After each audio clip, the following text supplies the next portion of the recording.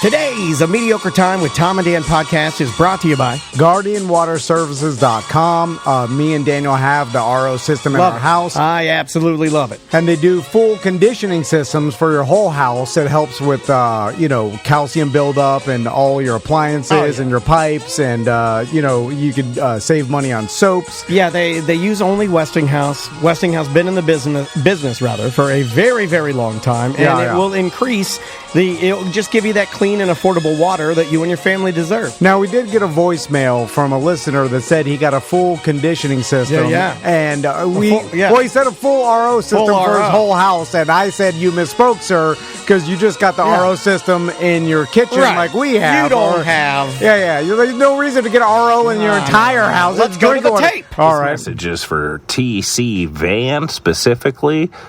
He mentioned how he doesn't think I got a whole house RO and that I misspoke. No, sir, I'm not like you. I don't misspeak. I know what I'm talking about. I know what I paid for. I'm a BDM, and I ain't fucking joking around about that shit, Tom.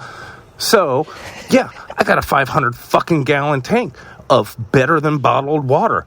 That's how I fucking bathe. That's how I give my horses water. His horses? That's how we roll. What is happening right now? Is this a commercial? What is this? Castleberry Kid. Oh, he called you Castleberry Kid. Yeah, I haven't heard somebody call you the Castleberry Kid in like 10 years. I mean, okay, listen, you are big dicking it with it. You have a full voicemail. You're bathing in RO water. There's a point like this. He gives RO to his horses. The horses can drink mud water. They don't need RO water. Ridiculous. Anyway, talk to Guardian Water Services if you want any of this. If you want your horses to not drink mud water anymore, then I guess you don't be like the Castleberry Kid and call GuardianWaterServices.com.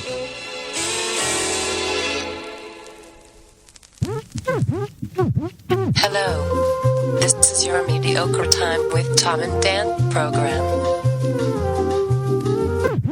We hope that you will find our presentation precise, joke heavy, and just right. Thanks.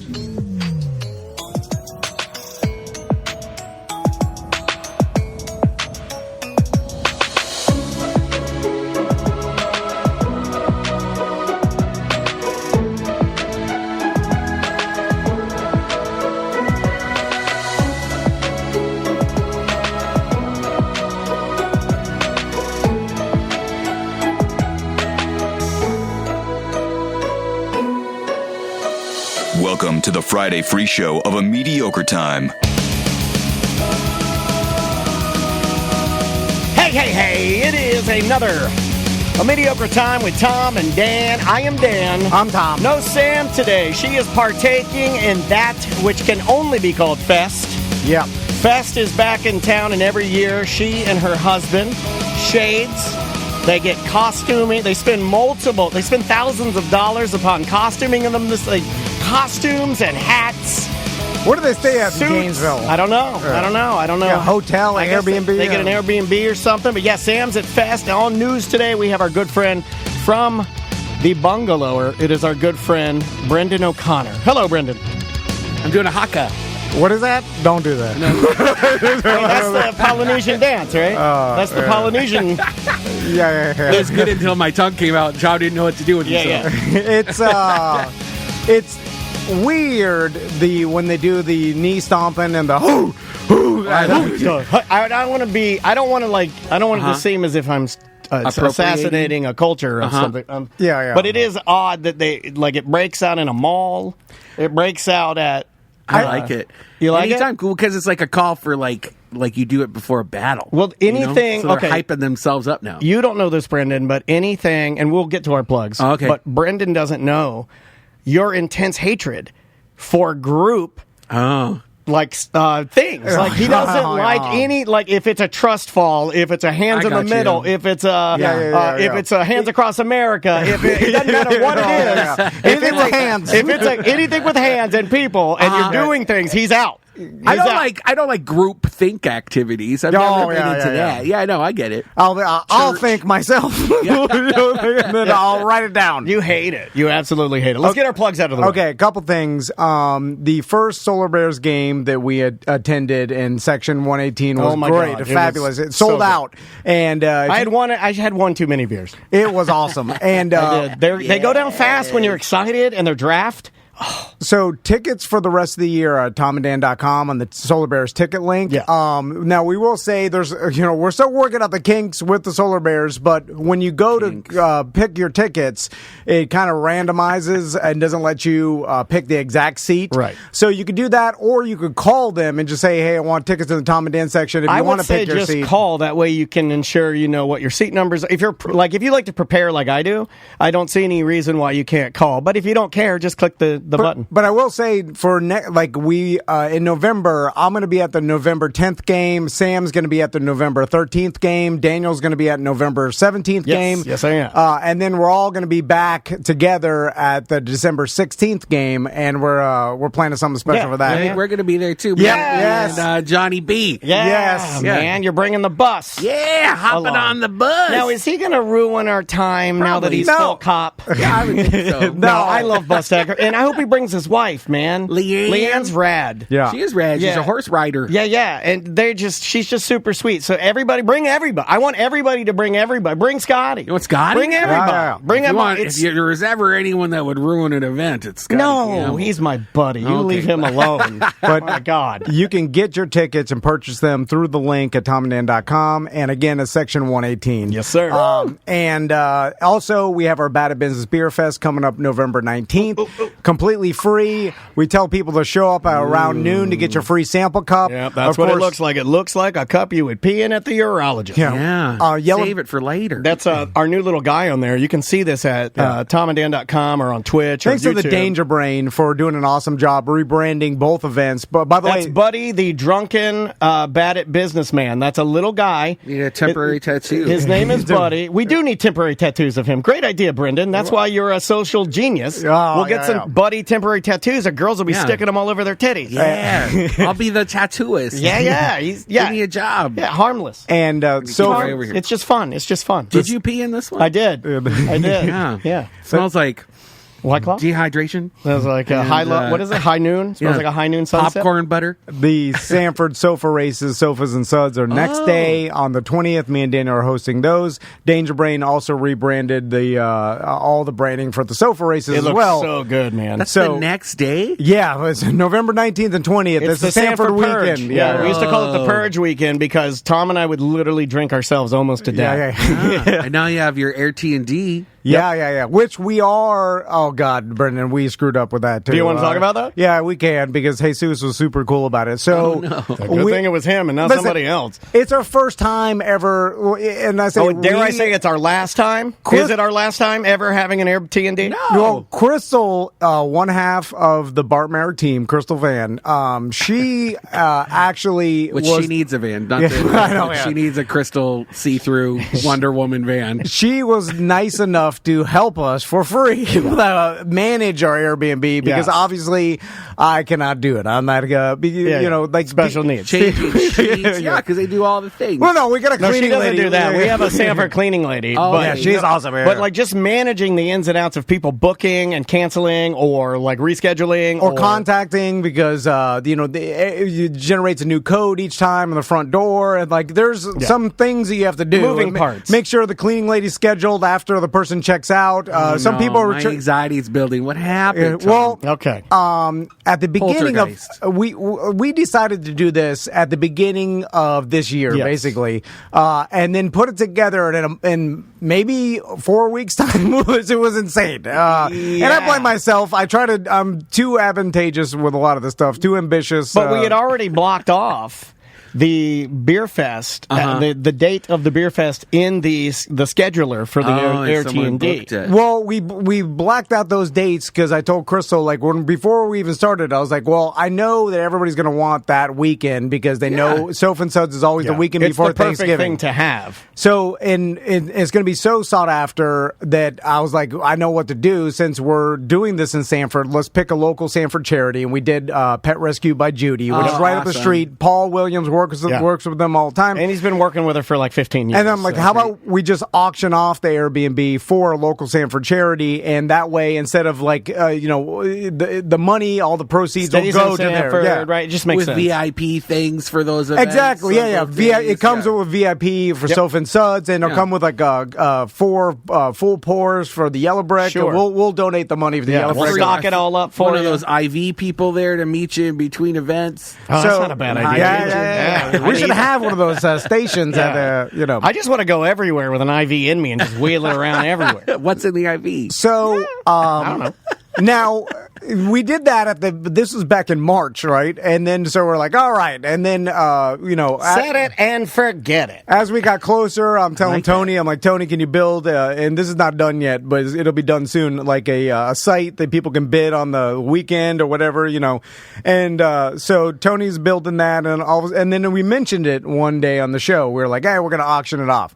So then, Jesus, which is one of the guys who runs the CBE group, he's been I thought you were just talking about Latin Jesus. Well, I mean, he is the craft beer Latin genius of our craft beer enthusiast groups. But he happened to book it. We've known him for a decade or more. Since the show started, he's been on all the cruises. The good friend of the show. He's an awesome dude. And he went ahead and booked it. Well, why wouldn't you? He didn't know. He doesn't know what we're doing, right? We didn't tell anybody that we had already blocked it. We weren't like broadcasting. We've blocked off. Why wouldn't you book it, right? If you wandered in there and you knew the beer fest was that weekend and you're just scrolling and you see it, I'd probably book it too. Yeah. So he apparently was just like browsing, like, let me check, and then it was available, so he booked it. Yeah, because he's smart. In September, we didn't even realize. Yeah, we're not even looking at it, right? And then so I had to call Jesus, and I'm like, oh shit, dude, it was supposed to be blacked out. We're doing this charity. Now, he was super cool about it. He's like, no problem. He's like, I thought it was weird that it was open. I just booked it or whatever. And then Airstream in the back. But I know. But now he's got no place to stay. He can stay at my house. So you don't sleep in my He can room. stay in the old studio in Andrea's office. There's walking distance. That's a whole. He lives in Orlando. I'm offering a fucking solution, and you're mad at me. And there's no other Airbnb. Is that what happens to you, Scotty? When you offer a solution, do you get yelled at? Anyway, consistently. Yeah. So yeah, and then he said something that was true but made me sad. What it was is, you're a fucking asshole. I don't know why I said it like that, but I felt if his name is Jesus, he doesn't talk like that. No, he's the nicest guy in the world. You're a fucking asshole. Yeah. Fuck you, man. He's like makes my toes curl. He's like, this is the perfect Tom and Dan thing to happen. And I'm like, that does make me sad. And I'm like, you're right. Yeah, you're so right. In fact, that it makes it sad. I'm like, why do we screw up? Because you know what? Do you screw up this much? Do you want to know why? Okay. Do you want to know why? Does everybody? I can sum it up in one phrase: we try to do too much. And we consistently get our asses bit. Is it?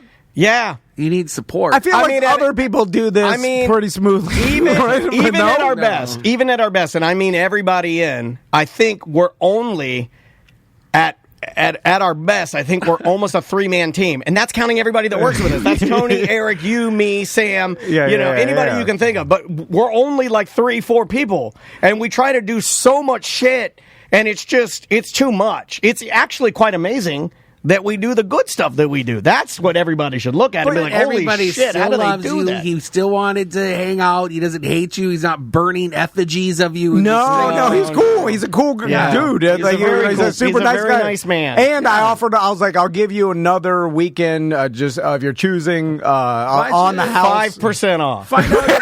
I have a solution for you. Find out. Do you know the guy that owns the houseboat Airbnb? Yes, I know that guy. Yeah, See if he has an opening that week and do a little trade or something and hook up Jesus. Oh, he's direct competition. Yeah. We want to crush that guy. down. Yeah. What are you talking about? Yeah, we gotta. Our goal is to eventually purchase his Airbnb and never use it. You know, by the way, I blame our listeners because at this point, like someone booked it for the Halloween weekend, not a listener, and then Crystal's They canceled it, right? Crystal's like, at this point, more non-listeners are booking it than Oh, did he get booked? Did he get booked for this? Yeah, Oh, just great. some random non-listener. Fantastic. Hey, why's all this goddamn podcast shit everywhere? Our This place listeners- fucking sucks. Our listeners don't trust us. No. They think there's a don't. problem. Anyway. Is so- this okay? A serious question What? to you. Is this because of the rumored jism problem? Yeah. I think it is. Jism. Yeah. Well, yeah, I mean, our yeah. Oh, because listeners. we've all jizzed all over. No, why would you say that, Brendan? Because I contributed. No, come on. No, you He did didn't. say that. I know. I went there I after don't think there's 5. jizz in there. No, No, I know there is. no, there's not. There's you're not. There's confirming no it. jizz. There's a cleaning Jizz person. hunters. She's just steam cleaning. I definitely. You can't steam the jizz. No. It's how much could it be? It's like a tiny Yeah. drip. You know. No, it was a lie. No, no Loads. spray. I definitely. No, I come deep on. dick that No, couch for you- sure. no. Okay, you stop. didn't. Is there anything else we need to talk? I will. It's okay. So Daniel, I was at the shoulder doctor this morning, sitting, went mad. He's like, I'm at a specialist. I'll be there. And all By the way, it's fine. You're I'm good. never going to the doctor again because I was fine. I knew I was fine. But I showed him the video of the noise my shoulder was making. He's Yeah. like, "That's fine. It's just scar tissue." Typical shoulder. And then I'm like, "All right." Have I'm you like, heard his shoulder? It's a. That's not fine. What are you talking about? This doctor said he's a He went surgeon. to a specialist, a surgeon, and the surgeon said, "Yeah, you're fine." He's a scar tissue. But you said you still have weakness and pain, right? Yeah, but then he's like, you just gotta. He's like, you're old man. gotta man up. You're a fucking pussy. Is that what he said? No, he's just. I You went to think, Dr. Liver King. No, I think- you could do physio. Like, there's things you can do. No, I'm not doing. You can't I just can say do What it about myself. that new I'll thing that do Emmett Smith push-ups. talks about, where they stem cells? do so- the stem cells. Yeah, do the kinetics. Yeah, the just thing start- that's here in town that they won't fully explain what it is, and Yeah, that's yeah, what's yeah. super No, scary about it. Is they're just- like, get back on your feet and be a super athlete when we inject you with it. I can't tell you. Can't tell you Can't what it tell you is. what it is. Yeah, but it's- we got something for you. Or just like lick babies and hope for the best. It is. The commercials are weird because they Yeah. don't ever tell you what they're doing, but they're going to say, "Well, we use our rejuvenating medicine. We'll get you better than you've ever been." Yeah. Isn't that a Netflix special? That girl that made up that thing about filtering people's He's blood? obsessed with that lady. Yeah, no, but I feel like we're at the beginning of this whole stem cell thing. QC and, Kinetics is the name. They advertise on real radio. like in 20 years, They advertise everywhere, really. Got to be real. like I think that there's just they're like, you feel it? You know what I'm saying? Like anything they're like injected, they're like, do you feel it? No, I'm just like, I need Well, real. Speaking of injections, I got one on Wednesday. Oh. And I did something Testosterone? that everybody, I wish, everybody thought I was crazy for doing it, but I went in to get my second epidural in my back. And I was supposed to, normally they put an IV in and then they give you like the twilight. And then I guess they put you to sleep. And once you're to sleep, they 'cause it hurts. They do it doesn't. I refused the anesthesia. I refused it when I got there. The lady, because I got to talking to the nurse. And she's like, so you're getting the sedation today, right? And I was like, well, can I not get it? Does it hurt? And she's like, I don't know. It depends on what you think hurts. And I was like, well, can I, if I don't get the sedation, like, do people do that? She's like, yeah, there are people that do it. And I was like, do you think I'd be okay with it? She's like, yeah, you can try it. So I just decided to go without the anesthesia because I didn't want to be groggy. Okay. You know that, like, I like the feeling of it in me, and I've talked about that messes up your before. whole day after. It does. I love the twilight feeling, but I want to stay on it like Michael Jackson. I want to be on it at all times. yeah. I want to have a little plunger in my pocket, and if Yeah. I want to It's like juice the myself nitrous. up, Yeah, if I yeah. want to juice myself up, if I'm at, like if I were you and I I'm at didn't know what it the was. opera like you were last night or whatever, I want to juice myself a little bit. I'll give it a little pump. Okay. But so anyway, so I refused it, and then when I got in, there was no big deal. They just put like some Novocaine numbing stuff on it, and then he just jammed it in my back, and he's like, "All right, you're done. You can didn't leave." feel anything? No, you felt nothing. Absolutely nothing. I'm not a badass. I'm not Mr. Tough, but it was like nothing. It's probably because people are scared of the shot, so they want to be unconscious. Yeah. During or whatever. They say or that it's like, more about anxiety than even pain, and I go, Well, that's weird because I suffer from anxiety, but apparently needles are not an anxiety for me. Well, you can't see it. Like it'd be different if they were jabbing it in your eyeball. I mean, I guess I've been around a bunch of needles if you consider tattoos and paint and stuff like that. So needles don't bother me. No, yeah. Did you get a boner? I did get a boner. Yeah. Thank you, Brendan. Thank you, Brendan, for mentioning. You know what? Far too many guests come on this show and forget to mention my boner. So, not a problem. I was going to talk about Brady because when I was in the waiting room, Daniel sent me a we're text. falling apart. You're at the shoulder specialist. I'm getting a back epidural. No, What'd you get? Did you get anything? No, nothing. Okay. Getting old. You know what I'm saying? Your bodies start to fall apart. Scotty came back from he just met his cardiologist today, and they put a little monitor on. Yeah, him. he So got it to wear a looks like monitor for the iron. weekend or something? Yeah, very exciting. My mom used to have to do that, except back in the day, my mom would wear a brown leather. It was like a big old... Satchel? It was like a tape recorder on her side. It was literally a tape recorder. I thought you were describing a colostomy bag. No, I mean, she didn't have one of those, but I wish she did. Daniel sent me a text and of a story that I guess Brady and Giselle are getting divorced finally. Yeah, it just broke like right before the show today. I don't know who you're talking about. That dude. It would be awesome if you had no idea. That's hilarious. Oh, football. Yeah. Thomas Brady. He's a Giselle celebrity Bundchen. at this point. It's not even about an athlete. And in my defense, you did not say his last name. You just dropped their first name like he's Madonna. Who am I supposed to know who you're talking You about? know Tom Brady. I mean, yeah. you don't have to know Tom football. and Giselle. I'm like, I don't know Tom and You Giselle. know Giselle, though, right? You know what she looks like. I guess. You like fashion and stuff. Now that I know that who you're talking about, Okay. I can picture it. I like what my voice is doing right now, and I hope it stays.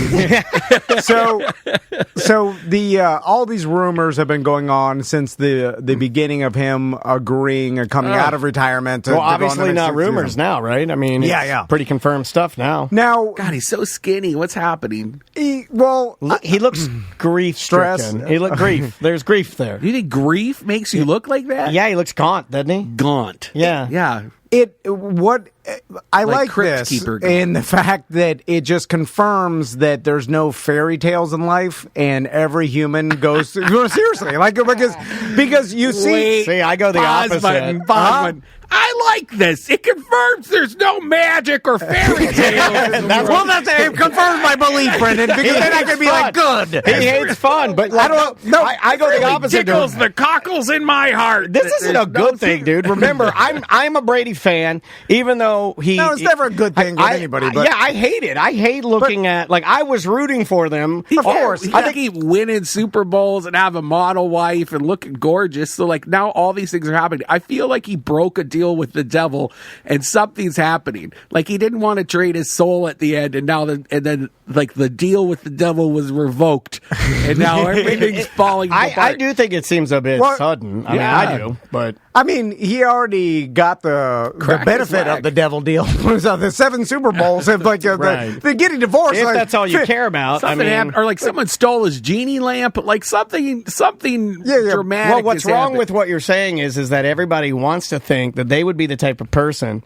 that would want the family staying together and being great, over the Super Bowls. And that's not the case. That's not what we're seeing here. Is that what you're referencing? Well, because obviously if his family is falling apart, which it is, then you could make an argument. I'm not saying it's the only reason, because you and I talked about that this morning. Obviously multiple reasons. But you can make a pretty good argument that he did choose the Super Bowls over the family unit. He could have left at the end of last year and still been the GOAT. What he's doing now does not elevate him to more GOAT. He's a GOAT already. Yes. There's a dysfunction in my mind in there with the guy that can be the best and still has to continue being the best to a fault. Is there a career dysmorphia? Like you could have body dysmorphia. I bet you. Yeah, but I bet he just doesn't know who he is if he's not playing sports. He's ball. gay for football. He loves it. That's his thing. He loves football. Of course, and he was born that way. Well, that's what you have Lady to. Gaga. Yeah. But I don't blame him for deciding to try it another season, because at this point, I do if the ultimatum though was try another season or your family falls apart, then I do blame him. Well, I don't think that was the why ultimatum. would you do that? Yeah, but follow me here. Because he doesn't know what. Maybe it would fall apart anyway because he was so depressed. And that could have not even been, everybody's going to blame, it's because he went through another, he decided to go another season. That's the reason. But Gisele Bundchen was wearing a Tampa Bay jersey on her Twitter or social media, like cheering him on at one point. So that doesn't look like a person that set an ultimatum, like, if you do this, I'm going to divorce you, because why would you even put that on your Twitter or social media? Well, right? you wouldn't distance yourself completely from it. You'd still be rooting for and supporting your husband and what he's choosing to do. Yeah. But I don't think you distance yourself from it entirely and be like, well, I hate football and everything around it. If she wasn't supporting it publicly, then she's the bad person in this, right? Because everyone, like the crazy sports ball people, would be like, who is Gisele? Why isn't she supporting her man? Because he's trying to save the world. Well, they're already saying that, right? Like, they're already saying that now, that this is her fault. So she knows better. Well, my point being that if that was truly an ultimatum, my point is that everything is more complicated than what we and media wants to make it. Where it's like, this is a cut and dry. He decided to do another season, and that's why they got a divorce. Well, it's more. Everything is more complicated than that. Every issue is more complicated. Every marriage is. This could have been going on for years. Oh, yeah. It could have been inevitable to begin with. Who knows? That's their business. Maybe or whatever. She broke off with him because he got too skinny and she doesn't like that. Well, whatever it is, it could have been anything. Yeah. But I don't also blame him for deciding to try it one more year, because look at what he had, the type of personality he had to become the greatest quarterback of all time. Yeah. Is the type of personality that doesn't stop and give up at a certain time if you have the ability to do it again. And why not manage your career like you manage a game, though? Well, that's hard I'm just saying. That's what I like about if you're so smart and if you're the GOAT, you would think that you'd be smart enough to know that the ending of your career is a bookend, just as the beginning of your career is a bookend, and you want to leave and start. He could do anything in the best way possible, right? Yeah. So to me, if you're such a great game manager, you would manage your life that way, and you wouldn't put yourself in a predicament. Like, this whole season does not, even going in, it's always looked a little off, right? Yeah. Is he doing okay? No. Are they playing well? No. That's a problem. It's bad. He just lost last night, bad. And then for him, bad. I'll say. I still think he's a great player. Yeah. I'm just saying this is not him. Okay. Yeah. They lost last night. He's being criticized, and this more than he's ever have in his career. And this looks like, unless it gets turned around or whatever, that it'll be his last year. To me, I think there's no way he does another one. Have to come back again. Stop.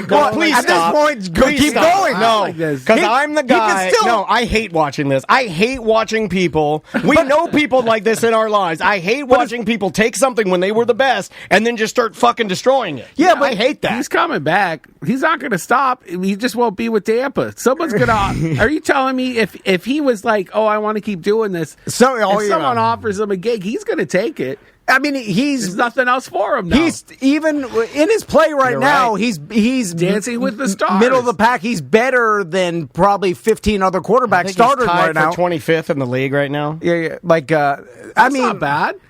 There's only 32 teams. Well, but he has a ton of knowledge. I always look at older players, especially quarterbacks. You got to always look at him. The guy's got tons of knowledge.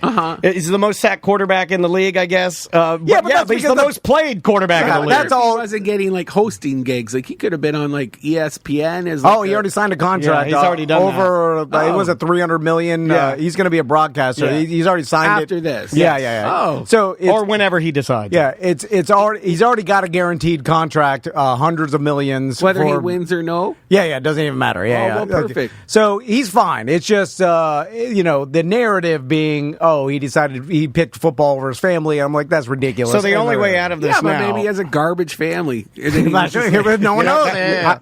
That's a valid point, right? We don't know his family, but I will say his only way out of this, in my opinion, as he sits right now, 3 losses in a row. The last time he did that was 10 years ago or something crazy. It's all these crazy stats about he's never done this. But if he comes back, great. But his only way out of this is to win his way out this year.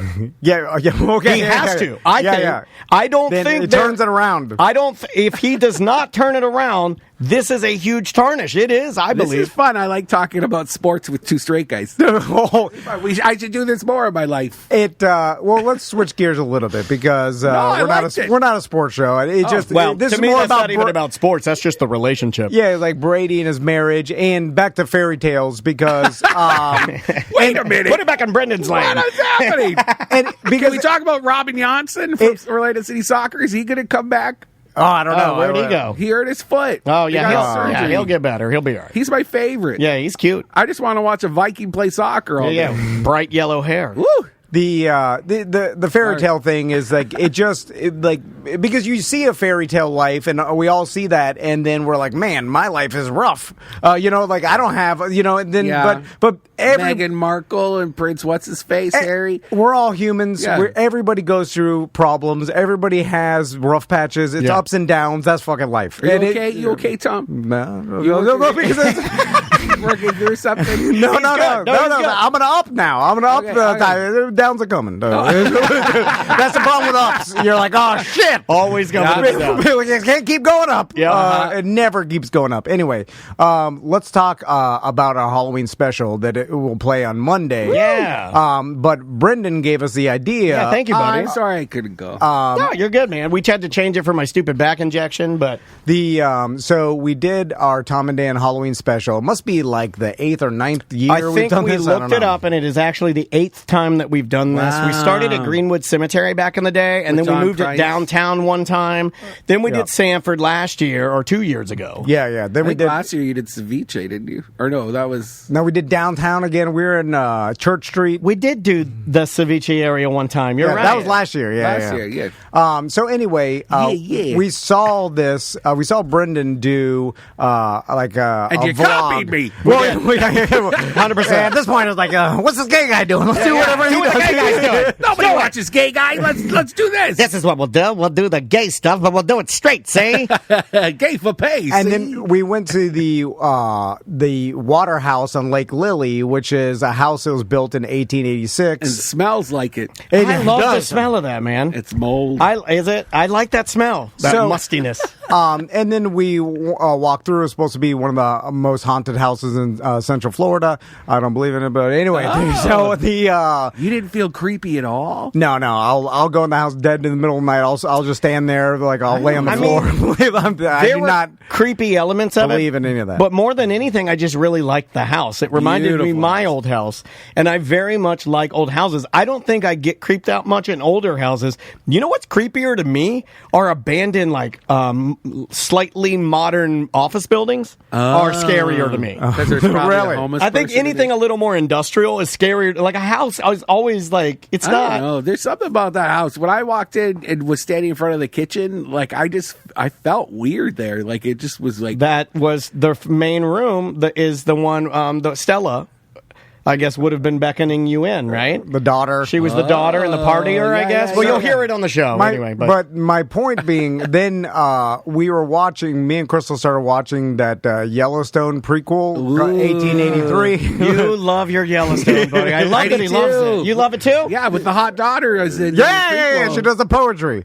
Are there titties in 1883? Or Oh, No, yeah. is there titties? Yeah. Oh. I didn't see titties yet. Man, I respect any show that puts titties in it. Not like HBO level titties, but there's definitely titties. Okay, great. And Thank then you, Brendan. As I'm watching the Yellowstone prequel, 1883, it dawned on me. I was like, this shit was going on. Like, they're portraying a time. Yeah, of what we just stood in that day. Yeah, and that house was built in 1886, so it was about the same time. And I was like, my God, like because what they portray, these people going through, like obviously they're the traveling Oregon to the Trail. west. Yeah, they're traveling to the west and stuff like, and it's just. Oh, is everybody sick and smells like shit? Yeah, everybody's dying of their disease, and it's just like Because they're holding on to their European ways of life and trying to apply it to this alien landscape where there's just everything wants to kill you. It was crazy. That's a great show. And then I started thinking how hard life used to be and how easy we have it now. Oh my God. And it's insane. Because if you start, even in that house, the water house, like the dad moved there with his son, built a woodshed to build the house. You know what I'm saying? They had to build the shed first. So Yeah, you got to go- get there, and I guess you live in a tent Yeah, or a yeah, lean-to until you've built your cabin for your woodworking. yeah. Then once you built that, you tear down your lean-to, and then you start building the house. Jesus Christ! That's what they did in Outlander. Yeah, I know. yeah. And then And then they had hot Scottish sex every day with is. Sassenach. I mean, it's gotta be rough, right? Like Stinky. Getting food, like the work.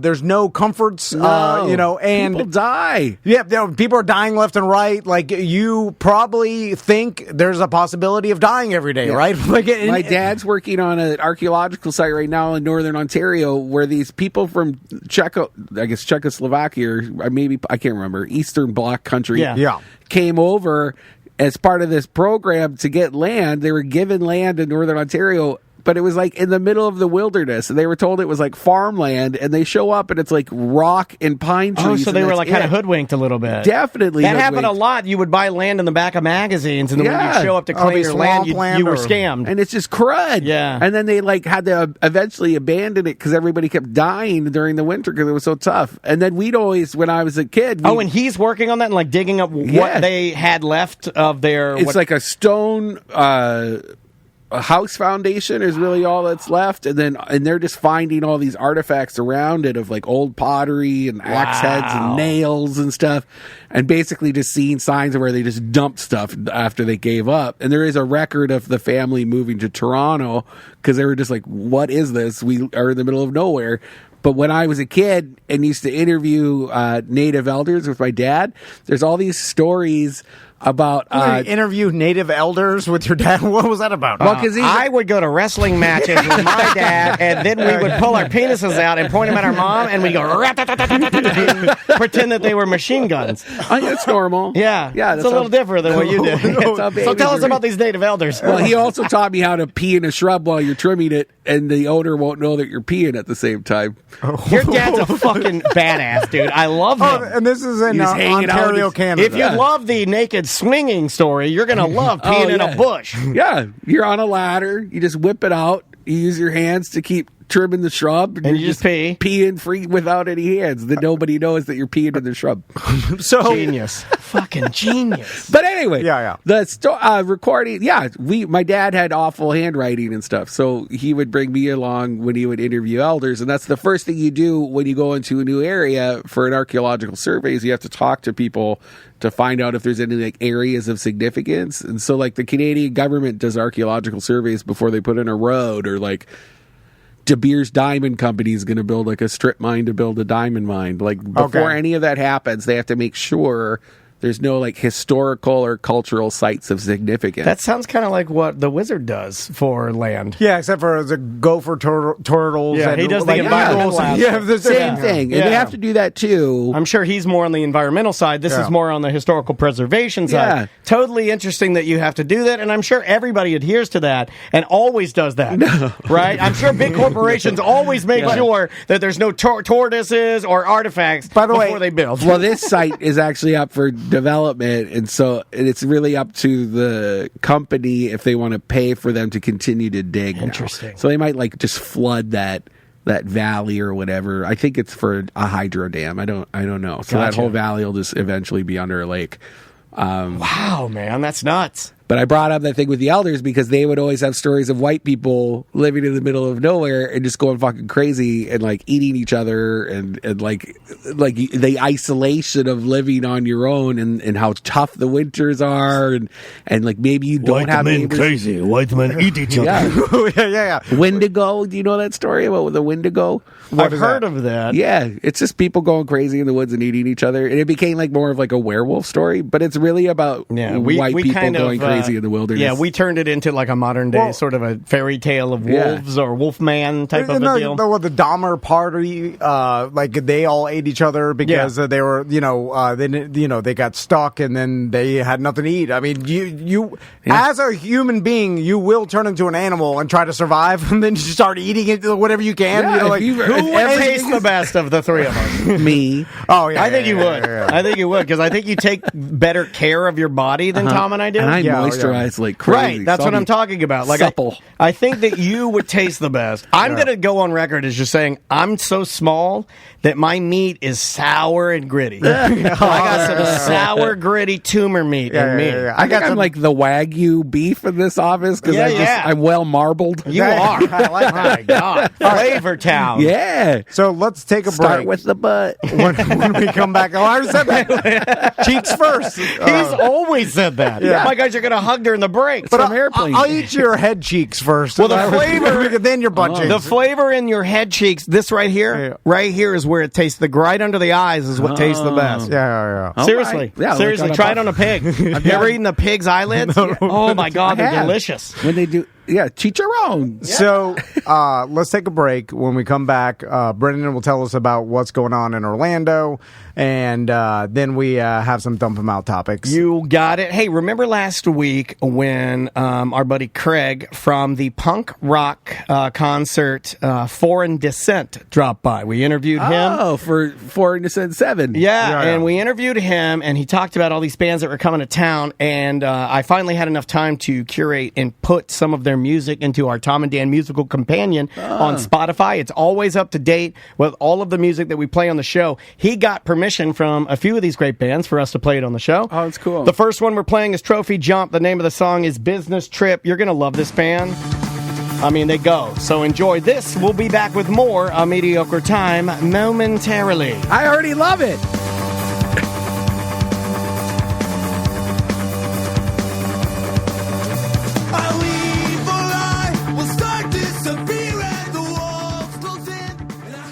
It's the Bart Merrick team, Bart Merrick and Crystal Van.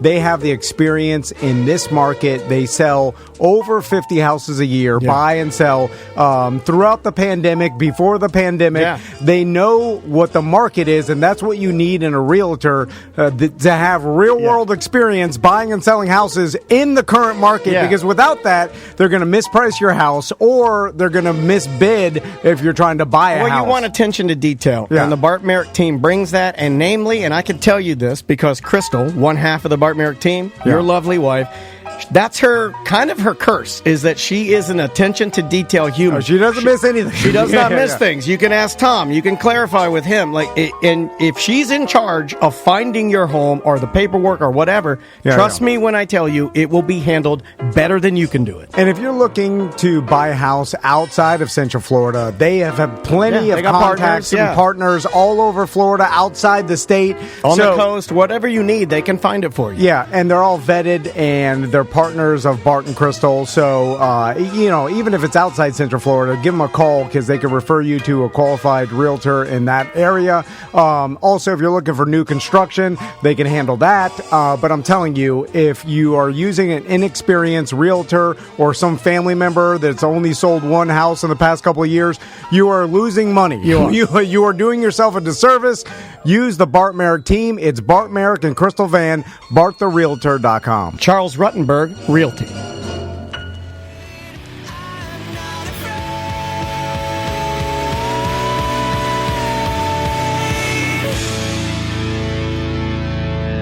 I'm not afraid either. That is the rare occasions. Welcome back to Mediocre Time with Tom and Dan. I am Dan. I'm Tom. No Sam. She is at Fest, seeing bands much like the rare occasions. Brendan O'Connor from the Bungalower is here. Hi. What's the Fest?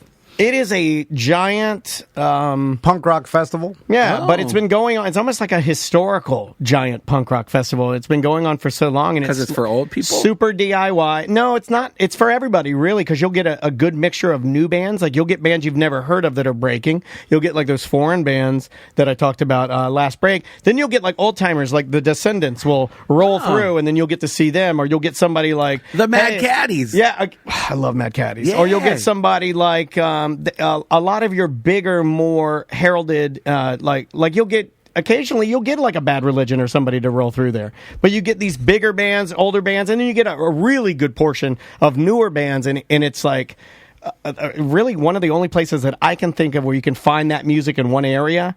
over a weekend where you can see these bands that are so hard to find. They all go to Fest. They must have a good lineup now because everybody wants to be touring, right? Everybody wants to go to Fest, yeah. And that one is, and they work really hard at it, and it has like good vibes. I think people enjoy it, and they take care of each other. There's a positive feeling around it, so it's cool. It's the Suwannee Halloween this weekend too, right? Yeah, people love that too. That's the camping out sort of deal, right? Yeah. They're all touching each other's butts. I know. I'm kind of sad that I never got a chance to go to any like camp out festivals or anything like that. What do you mean You're they're touching each still other alive. butts?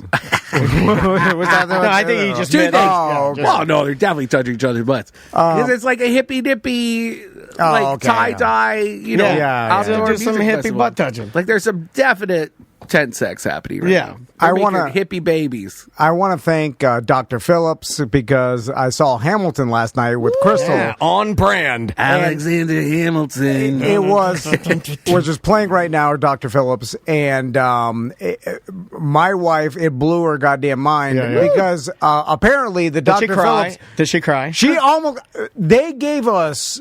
I'm not joking. I've never when I seen say anything like this, She Brendan. didn't cry, but she definitely farted. Like, I believe that There I wasn't really- personally was sitting in maybe the best seat in that entire theater, Would you- the Disney theater. I was would sitting you behind accept- the conductor so close that I could have played the piano. Yeah. Like, reached over, not even leaned that far. Like the musical director, like, would you accept that? I will tell you that is my dream seat, to sit behind the musical director and watch like Wicked or these grand productions with the amazing orchestra in the pit, dude. It's amazing that you got. And you know what's? I felt bad. You should feel bad because there was you can't appreciate that. You're not smart yeah, enough. no, I know. I felt like, believe me, I'm just the whole time I was sitting there, I was like, "Oh, It's just Sam's not what gonna you're be into. so mad. You're gonna be so mad. It was just, those are and good like other people, like it's someone's dream. Like it was like it was fucking me. All you got to Oh my do God. is just stand up, turn around, and look at everybody, and meet all their eyes, so they know that you That know. would make my mom cry. Like I saw that Jack. seat. Oh, you saw Jack from Yeah, Real yeah, Radio. yeah. Actually, Yes, the program director of Real Radio 104.1. Your boss. Yeah. Not really. Yeah, not ours either. he was 3 rows behind. No big deal. I was like, Why you got to do that, man? What Yes. I was thinking of like, what if like I fell into the like You'd the ruin the guy show. who's playing piano like Oh, you like, started doing the like. What if I jump off the cruise ship? No. You started doing that. like what if I got up to go to the bathroom and I fainted What if I and push fell? this guy into his piano? No. What if I smash his face into the piano a bunch of times? I'm surprised there wasn't like a wall your or drink like something. a cat. I'm just sitting there. I'm like, the guy What if I is. squirt a little bit of pee over his shoulder? Why would you do It was that? amazing. Were you Because thinking about I it the whole can. time? Let me ask you a couple of Also, questions. the people at Dr. Phillips know me, which also is like I because my wife is not impressed by anything I do. Yeah, or Shania Twain. and she doesn't think I accomplished that much. You know what I'm saying? Like it's like He don't accomplish much. I think, and at least, and that's what I think she thinks. I'm gonna have to write the song. I don't accomplish much. Like, are some people's like significant others? But have you like, got the touch? Brendan, is Scotty impressed by, like, is he impressed by your career, your accomplishments? Does he tell you, like you're really awesome at what you do? Or He drives you around. He does sometimes. I see him driving you around when you're in your get-ups. And drag. Like, Yeah. is he a fan of what you do? You know what? I think it's all deeply inside. I think there's a lot of FOMO.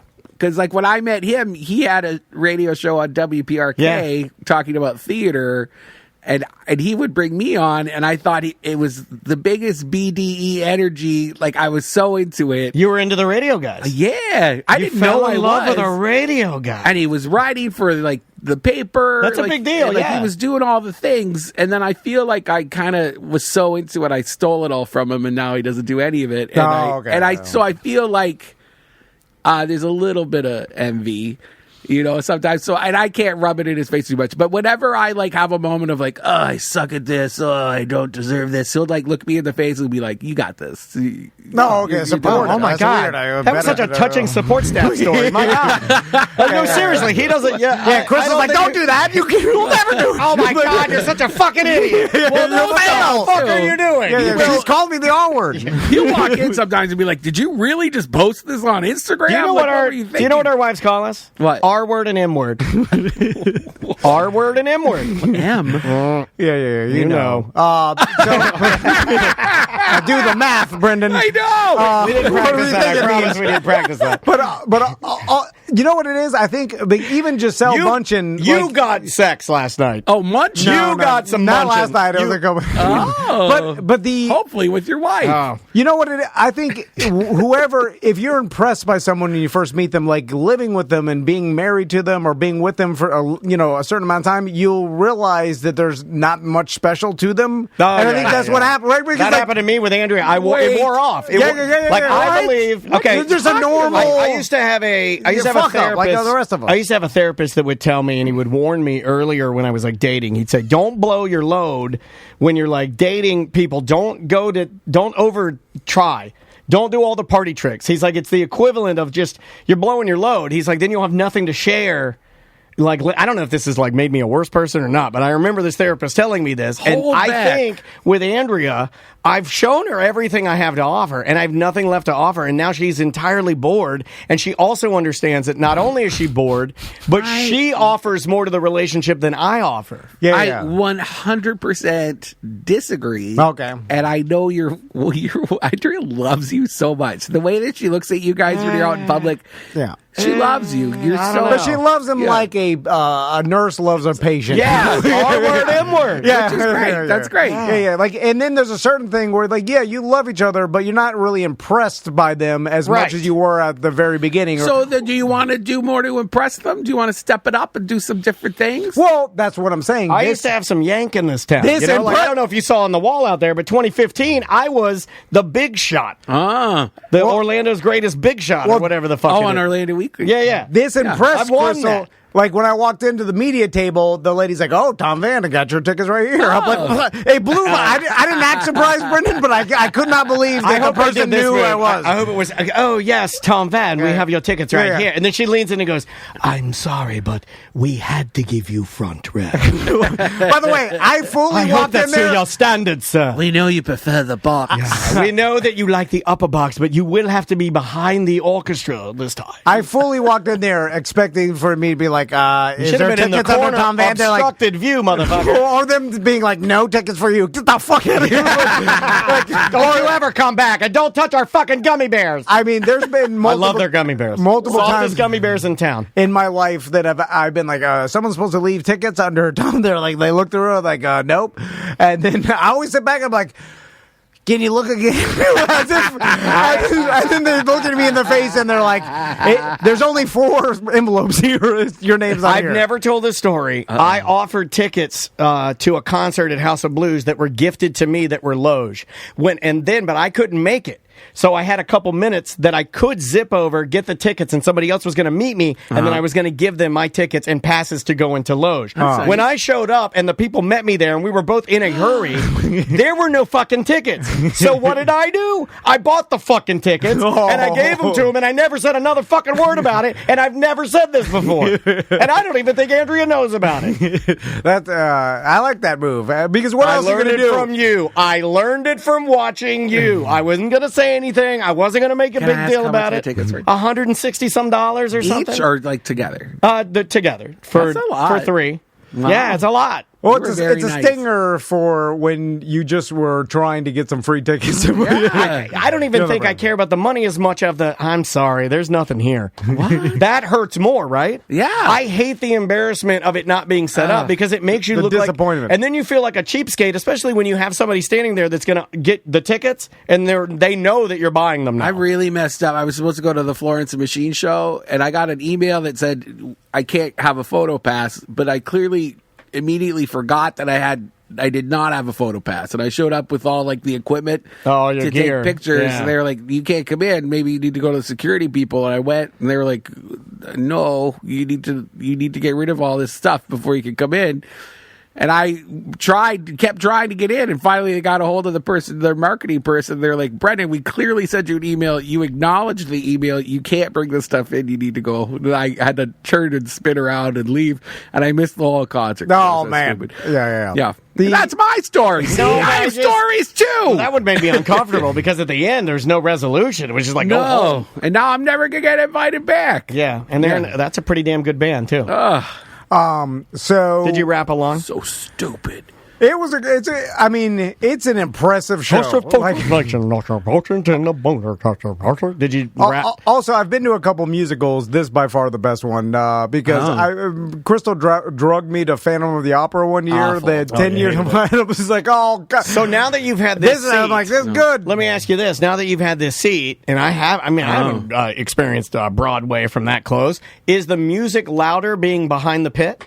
Ooh. Or is it balanced in a way that it's just fine? Because that place is engineered to like none other, it is an amazing theater. Well, no, I mean, it's balanced. Dude, But like you get to see all if you wanted to like look up, you could see everybody doing everything. I was like, I looked in the music hole and I'm like, they're playing down there. If you had wanted to, there's a guy with a banjo. You could have like ruined the show. That's crazy that they did that. But so anyway, Hamilton they really trusted you. I think it's there for a while. November 20th. Okay. Yeah. So, Brendan, let's talk about what's going on in Central Florida. I wasn't prepared. Brendan O'Connor, neither was I. I didn't make you a theme song. I will mention injured That's your on theme song. That was really good. Injured on the go. Just call Mo. JustCallMo.com. Oh, I got it. I forgot I don't have a signal. Well, let's talk about. We can just talk about stuff. Oh, do you need I can put your Wi-Fi. You need the Wi-Fi password? I do. Yeah, here. Do you just get it open? I'll type it in there for you. Let's talk about the Under I-4 project because Crystal is funny. When we were driving to Dr. Phillips, she mentioned she was like, "Oh, they just canceled what they were planning on doing under I-4, and now they're going back to parking." And I don't know anything going on locally or nationally, anything. I don't pay attention to. Doesn't interest me. Selfish. Well, it's not even. What do I need to know about it? No. Was there does that help anybody? You're my target demo. I want to get people like you to read us more. Yeah. No, I should know because it's my community and this is where our business is, but I don't. So, Crystal told me they were planning on doing like a park under there, a skate park, a basketball court. Do you want long story, short story? Give us a long one. Okay, so I-4, picture it. I-4 interstate cutting through downtown Orlando. Back in the day, I can't even remember when they started this. What, 8 years ago?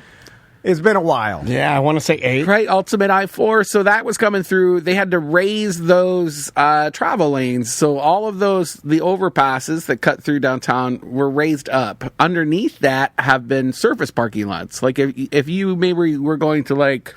Mako's. I used to park there every single Saturday. My go-to parking space was to park in the lot under I-4 because it's free. And I walked to Big Belly Brewery for my trivia. It used to be you had to pay, and then I get a parking ticket over parking ticket. Oh, it was an event. There'd be a person there. No, there was be a like machine. A machine. I don't remember this. Yeah, there was a machine, and then there'd always be some stupid bum there, and I'd walk up and he'd be like, hey, dog, I can show you how to do it. You need help. I can show you how to do it. I'm like, shut the fuck up every week. They'd like resell you other people's tickets. But they'd like, let me press the buttons for you. I'm like, get the fuck out of here. God damn, every week. Oh, I needed that guy.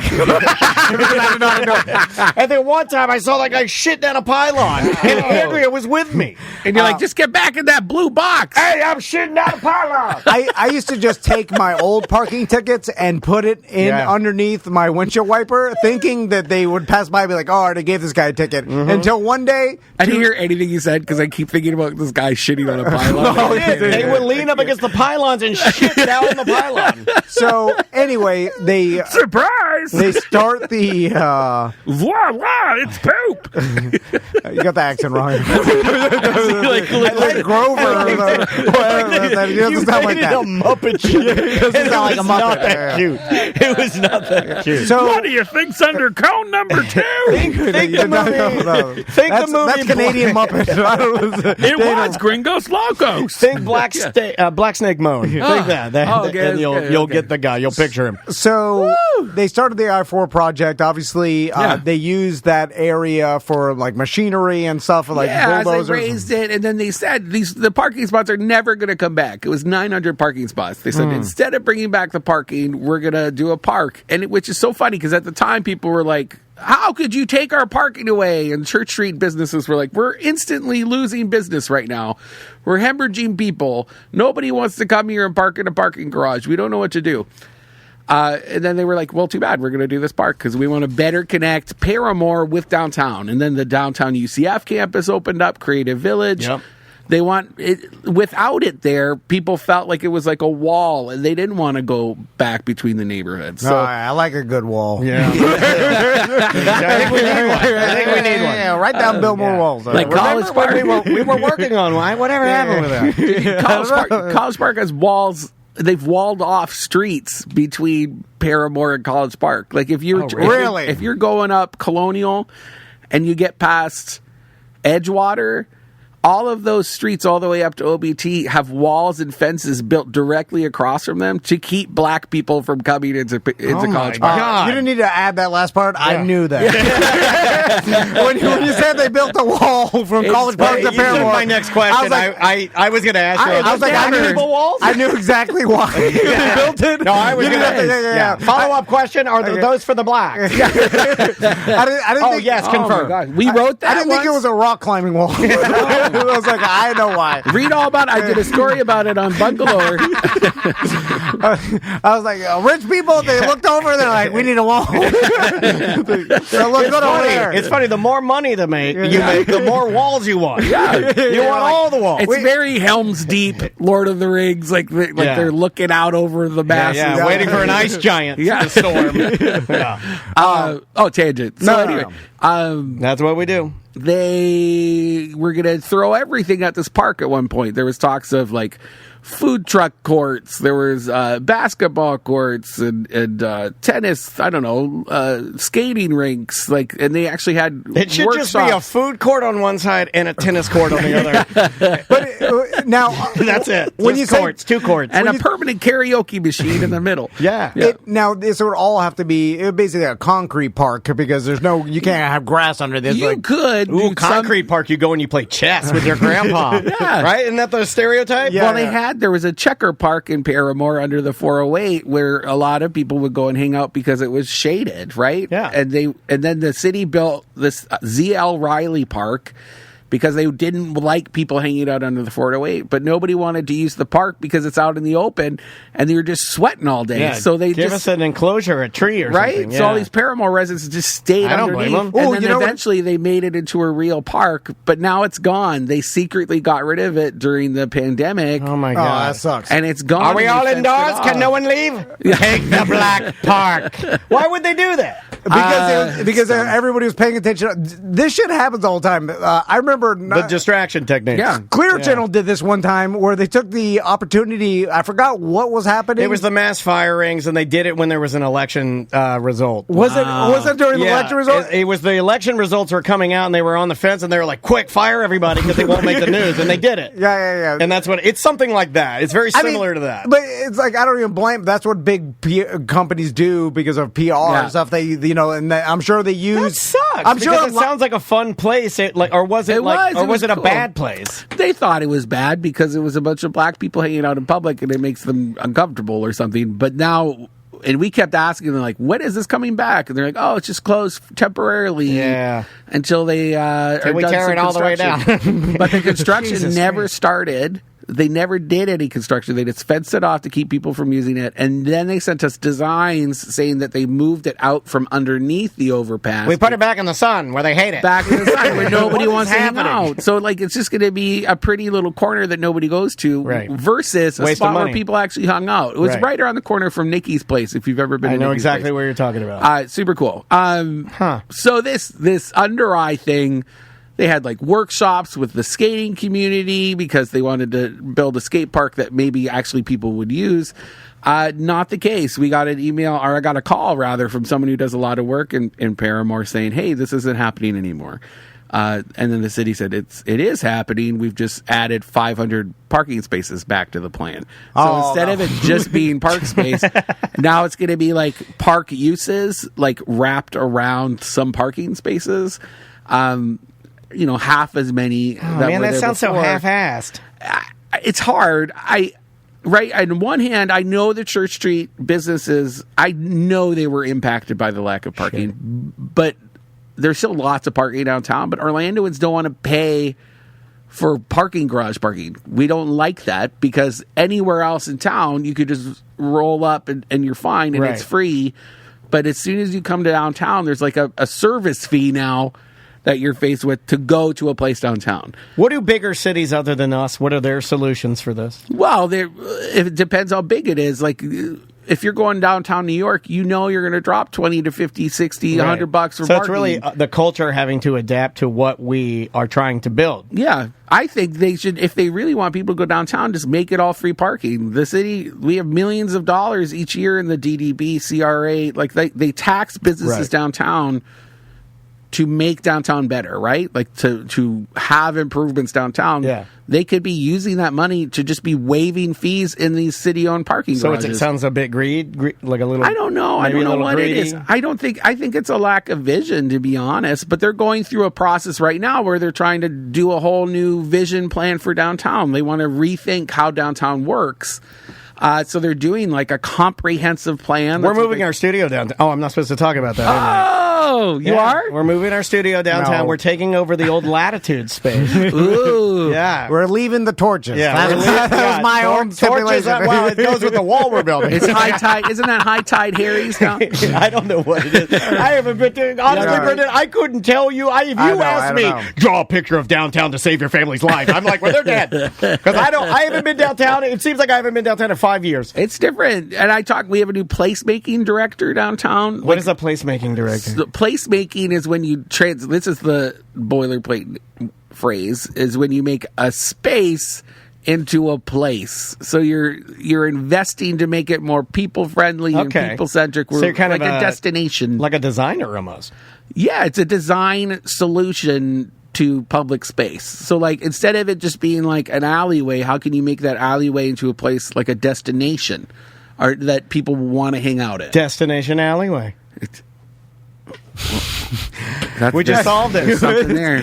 So what I found funny, Brendan, is when you told me that you got a bunch of hate my emails gosh. from skaters. What are you, anti-skateboards? That because so I followed it up with a post about a skating event at Ace Cafe, so I was like, since you're all looking, Yeah. here's a skating There you go. event. Since you're here, captive audience. so I guess they took out the skate park The skate version. park version is not there anymore. Yeah, so but there's still a lot of really interesting components to it. Like it's better than it was, and it's going to be infinitely better than just a parking lot, right? Like there's going to be still some gathering spaces. It's a best of both worlds kind of thing. Yeah, very like Tulum kind of entry gateways, like wood and sculptures, and they're going to have projections Ooh, everywhere. we're going to look like a Moroccan bazaar down there. Like hang some kerchiefs, and next thing you know, I'm running through I'm like a spy running Yeah. through the alleys. If the park's Moroccan, Yeah, don't come a knocking. Yeah, why? Like, is that part? Or is that the alleyway and what you're describing? Is that have something to do with our history, or is that just what they want? It's just what they want. They're applying technology. Like they have a projection on one of the new bike trails, and they really like how it worked out. Then they did a whole park called Luminary Green over in the downtown UCF campus. We love projectors. And it's tons of projectors. Like it's going to be really neat, actually, what Yeah. they're doing. And so now they want to apply that to the whole under treatment of the I-4, so it could like look like a waterfall, or you're in a jungle. Like it looks. That pretty sounds real. insane to me. It also, I can see the anger in Tom's eyes. Like you're so mad at jungle. fine. He hates jungle holograms. Brendan, don't you fucking know that? How dare you guys? Like I so saw dressed like a fire in his gorilla. eyes. It just seems like It seems weird to say, like, what are you spending your money on? They're like, we're making the under I-4 a jungle hologram. Right? What I get mad about Sounds a little crazy. is that and I'll never look at it or care again, but for sure, when you look at how much money is spent on a particular, They need it. Yeah, They need no, it. but Now, what do you do when you go Nobody downtown? goes down there. Nobody goes down there. You need things that are going to keep people coming back. I agree.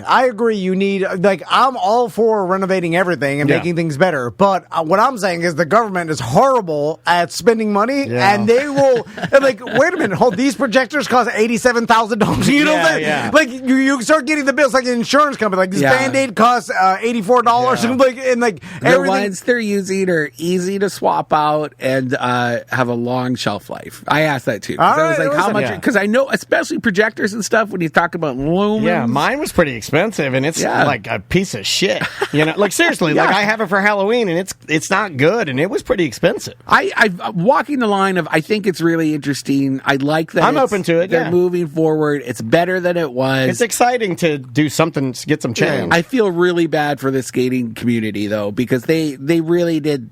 They were really excited to have like a public skate park that you don't have to pay to use. Right. Yeah, Like we have one at Festival Park, but I guess there's just a lot of weird feelings about it. The skating community as a whole. They don't like that part? I guess. That's what I was seeing on the comments, because people are like, we have nowhere to go for skating. And I would be like, well, why? Like, why do you think about this one? Sure. And they treat it different. Like, I guess there's different styles of skateboarding. Yeah, that the you have to scooter pay kids more. took it over. That's why the goddamn did you hear scooter that? kids. That's Really? what Tony tells me. He's okay. Oh, God. He's like, because it's easier. Scooter is easier. So there's a Fucking whole scooter asshole. whole generation of scooter kids. God damn It it! used to I hate scooters. when I was younger. like, Just pick up your scooters. Yeah. Why are they just leaving their You're supposed to scooters? use your feet, not your hands and your feet. when I was younger, like a sex thing? at skate parks, you used to be shamed if you brought your rollerblades. Like, Oh, yeah. Like the skate Most park of the kids. skate parks in DeLand Well, wouldn't that's- allow. They were like, Yeah, we're yeah. a skate park. We only do skate park stuff. No Yeah. BMX. We're a skate park. And the You want to do BMX? rollerbladers- Go to the BMX park. And they want a place to go. The rollerbladers, Segregation. because rollerbladers that's hot right now. Rollerblading. Yeah, I've seen his it all over sons the TikToks.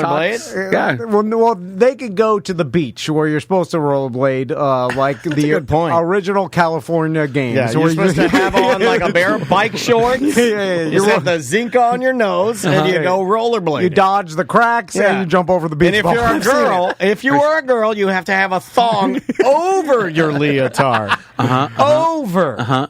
I tried to do that with a Halloween costume. It doesn't work with boys. Yeah, Those knuckles. lumpier. Yeah, I tried it too. It looks great. Oh yeah, it's a meaty tuck. So, Brendan, anything else going on locally we should know about? Yeah, do you want to talk about events and stuff? Yeah, hit us, man. I love this part. What do of we the got show. going on? All right, there's lots happening. right. Let me pull it up. Well, first, there's a new taco restaurant downtown that everybody needs to go to. Oh, really? Taco Cat. Okay. It's an old Cleo's Lounge space. Taco Cat. Yeah. Is that a chain? No, it's local. So it's the TMG guys. Have you met them yet? TMG guys. Romy Mawardi. That sounds familiar. They Maybe own I have. everything. They're buying everything. They own Mathers, Celine. You know, like they, I know what you're talking about. Yeah. Yeah. I don't believe I've ever met them. or him. I'll introduce or you. her, You probably or them. come on the show. Brendan, you reminded me of something before we continue that me and Crystal. Yes, I'm gay. What? Me and Crystal were talking about last night because we were in downtown and we were talking about downtown because we used to go there a lot and now we What get was it like older. going back, man? Probably pretty fun. Well, we started talking about how that we imagined that everybody's cell phone has now taken away a certain aspect of going downtown, and the fact that before. Like so much information was prevalent and social media and everybody got their information like Yeah. that.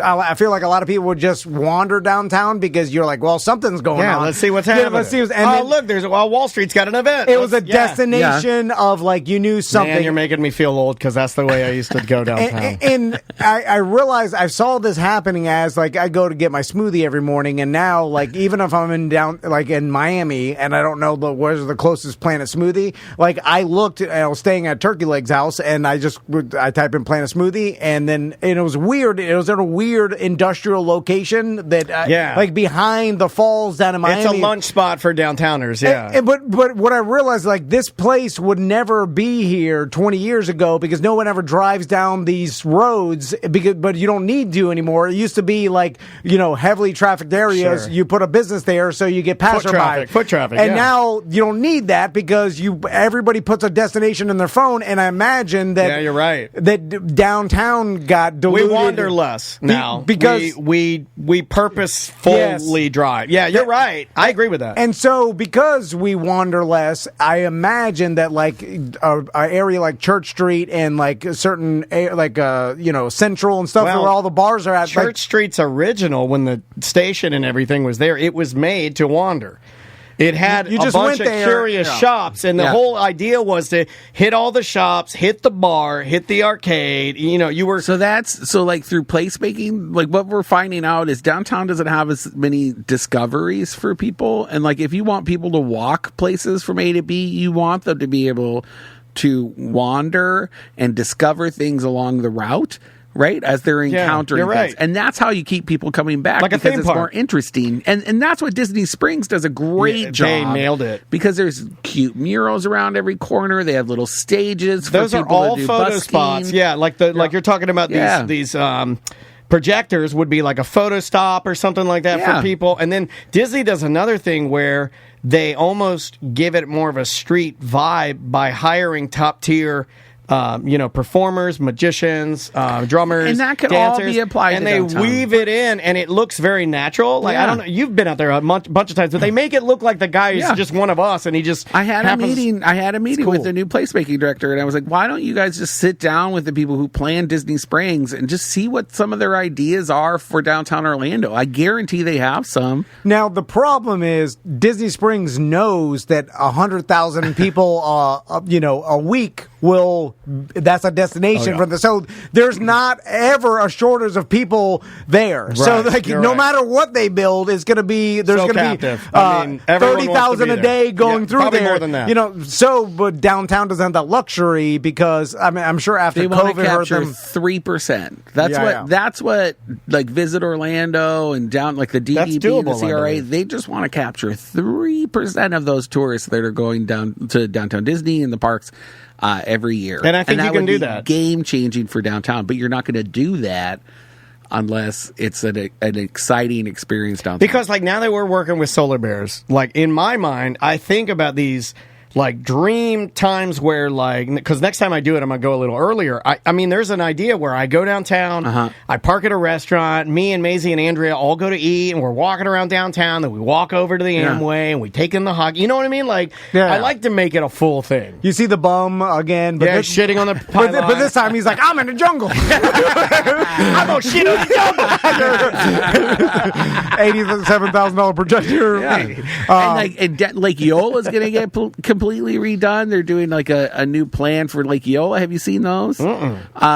Really, really, like Lake Eola is cool. It's functional as it is, but it's not really built for like even the events that it's having. It's kind of overburdened. Like their electrical system for people who do festivals is crap. Their backline sucks. Anything that I've ever been around there, when you have to plug in like restaurants or a beer tent or some, it's garbage. And so they're going to overhaul all of that, but they're also going to have like a little boardwalk that kind of goes along the lake. That's exciting. It's going to be really, really. We have all those plans. You can just type Lake Eola and I don't know. Bungalower.com? On bungalower.com. Yeah, we have a little search bar there. They still do the farmer's market? Yeah, every Sunday. Your wife loves the farmer's market, man. Well, let me tell you why I don't like farmer's markets. He answered my question. I didn't even get it out of my mouth. I was going to say, do you like a farmer's market? He's like, just leave it in your mouth. Now that we're talking about farmers. Here's why I don't like farmer's markets, because as I'm walking, minding my business. I would have bet you like them, but I guess go ahead. I inevitably will see a person sitting behind their table of wares, all right, of stuff that they're But selling. nobody's stopping by them. Yes, and then they're sitting I there. know you so well. And then as I'm walking by, I'm like, oh my God, don't look at me. And then if they look at me, I feel like a dickhead if I just keep walking. Would you like to try some of my homemade beard butter? Yeah, because I imagine it's great stuff. It's Brats? Oh, it's great. Like it's telling them like I don't want your shit because like I'm just walking by and they're just Like you're sitting there. doing at a kiosk in the mall where you're like, he's got to, Yeah, let me yeah. spray you. Let Does me that make spray you feel bad? Is that why? Yeah, Like, of you course just it feel makes like me you're feel- being a shit person? Yeah, he projects like because his feet. Like they have to pay to be there, and they unloaded their car. Yeah, and he's they like, had oh to my dri- God, nobody's buying that guy's beard butter. Yeah, and then so they set up their That's table. how I ended up with a hand carved spoon. You're like, Tom? I felt bad. This guy don't feel bad. There was an old man and he was whittling spoons. It was in Sanford at something in Sanford. Would you like one of my old man Sanford spoons? And then you felt bad. I was like, I'll buy that big old ladle right there, sir. Yeah, how much was it? I like $10, $20. Oh my God, you guys are suckers. I don't buy into this garbage at these It stupid was bazaars. cute. It's a cute. bunch of trash. I use it to stir my pasta. Oh my God, these people just try to hawk their trash at these horrible markets. I hate a horrible market. Oh, if it's crap, and that's the problem with our farmers markets. They're not farmers markets; these are maker markets. Yes, trash market. And even I call them garbage. I call them garbage bazaars. when I worked for the city of Winter Park in the sustainability department, and one of the jobs that I was about to do before I got let go. Sorry, I didn't mean to laugh at It's that. okay. I reported my boss for stealing, and then I got mysteriously let go. You never told us your whole I never told backstory. you We that need your story? origin story. You're a superhero. Oh my God. Hold on, tell us You're that. gay man. You reported your boss for stealing? Yeah. Who'd yeah. you report him to? To HR for the city Holy of Winter shit. Park. Yeah, and then I didn't know about whistleblower stuff. I'll or never anything. report Tom for stealing. What was he stealing? Like money. Like he was going for his master's and he was using city funds to pay for all his school books. That's awesome. Genius. Who would have guessed our response? And it was it was Keep Winter Park Beautiful. It was a nonprofit. So it's like we raised those funds. I raised a lot of those funds for him. I was really And he's using it for his own You college. paid for his college? Oh my God, you're his dad. Yeah, I started as an intern. He helped me. He got me to help him move out of his apartment up 3 flights of stairs, and I did all this stuff for him. Oh, by the way, I've done that at Champ How old Sports. were you? Like a younger Brendan? Like 20s, yeah. Okay, so you're like- I wanted the job. Right. There was a promise of a full. So you're helping out. Yeah, and I was like, I'll do whatever it takes. I was if that I'm gonna guy. get a gig. I know Yeah. that. I know that well. It was a better time when you could ask your interns to do personal Oh shit my for you, God. and that was it. And then they Go do get me it. a sandwich, you piece of shit. Oh, yeah. Where Yeah. your intern job didn't have to the stuff you did had nothing to do with the actual job that you wanted to learn about. It was just washing the I'll guy's tell you, he car. was or such a whatever. dirtbag. This guy, I'm not going to say his name. He's such a dirtbag. He and his wife they just got married very young. They bought a house and they went on a honeymoon. And then me and all the people from Keep Winter Park Beautiful went and helped with the lawn at the house that they bought. Like we fixed it up. We raked it because it was gross. It was so overtaken because we thought this was their forever home. That's what they were telling us. A year later, they sold it. You redid the lawn. This guy's awesome. I bet you have a lot of stories. Oh, yeah. This guy's Yeah. great. Oh man. I don't even know when I Midas started house, that story. awesome lawn. My interns Oh, just done went. by my gay intern. He's fucking great. He's fucking great. Top-notch bushes. He peed in them, and you never saw his hands. He was doing his dad taught him the pee-pee in the bush trick. How did you know? Because let's just say, if I put myself in that situation and I'm stealing government funds to give myself, I would damn sure make sure that the interns that didn't have any access to the goddamn records At or that whatever, point- hiding it. At that point, I was a staffer. Okay. I had come back, they hired me again, but he wanted me to be an intern, and I said, no, I don't want to be an intern anymore. If you want me to come back, I'll do part-time. And he said, sure, but he never changed that in the HR thing, so he had me filed That's as an you. intern. Dude, that was you. You worked as, you know what I'm Yeah. talking about? Like off the books. Yeah. So when Off I the books. reported him to HR, he said, oh, well, we're out of funds now for his position. And then they let me go, and I was like, don't I need vindictive notice or motherfucker. something? And they're like, no, we don't owe you any notice. Yeah, you're an you're an intern. intern. And I was like, no, I have a contract. Let me go print it out from my computer. He had me locked out of the computer. Yeah, this guy's a fucking badass. I shouldn't be rooting for him. I'm Oh, sorry. at this point, it's funny. It's like a movie. I'm Yeah. rooting for this guy. Well, how'd you find that he was taking the funds? Because I had access to the bookkeeping, because I was really the only one doing the bookkeeping, because I would do their Earth Day celebration in the park. Birthday. Oh. No, like Eugene Snowden, we hired Eugene to come perform at Earth Day. We had Awesome. cardboard box robots. I remember that. Yeah, that was my event. Yeah, that was a great event. We got a national award for that. Yeah, event. that was a great event. Yeah.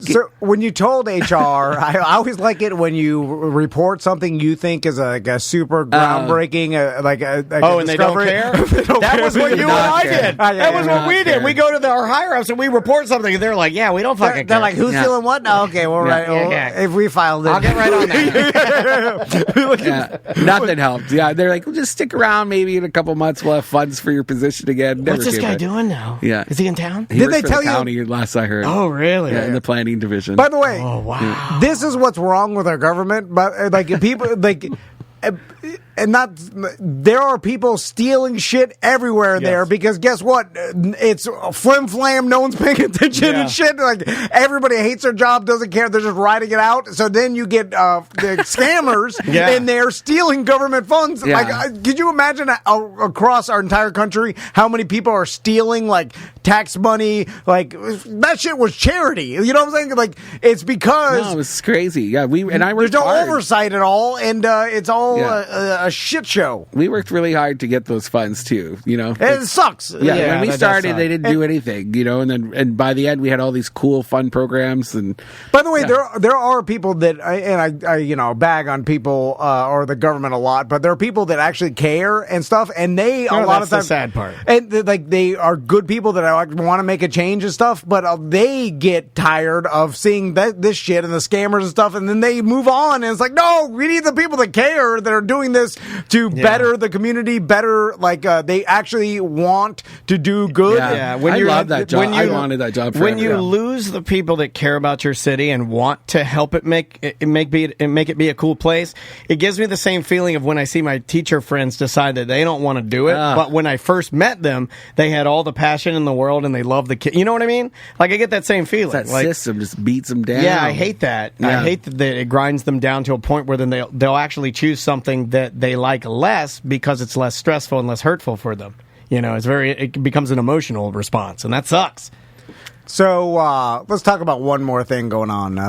Yeah, you have one more. Do you want to talk about? Yeah, we didn't even do events. Okay. Is that a guy's chicken guy pop socket? Yeah. How is Chicken Guy? It was good. The sauces are better than the chicken, I've heard. They bring you, every time I go there, it's for like a media thing, and they'll give us like 100 sauces. Yeah. They'll give us all the little ramekins. I think that's his gimmick, is that I got all the flavors. We have that cock block shirt.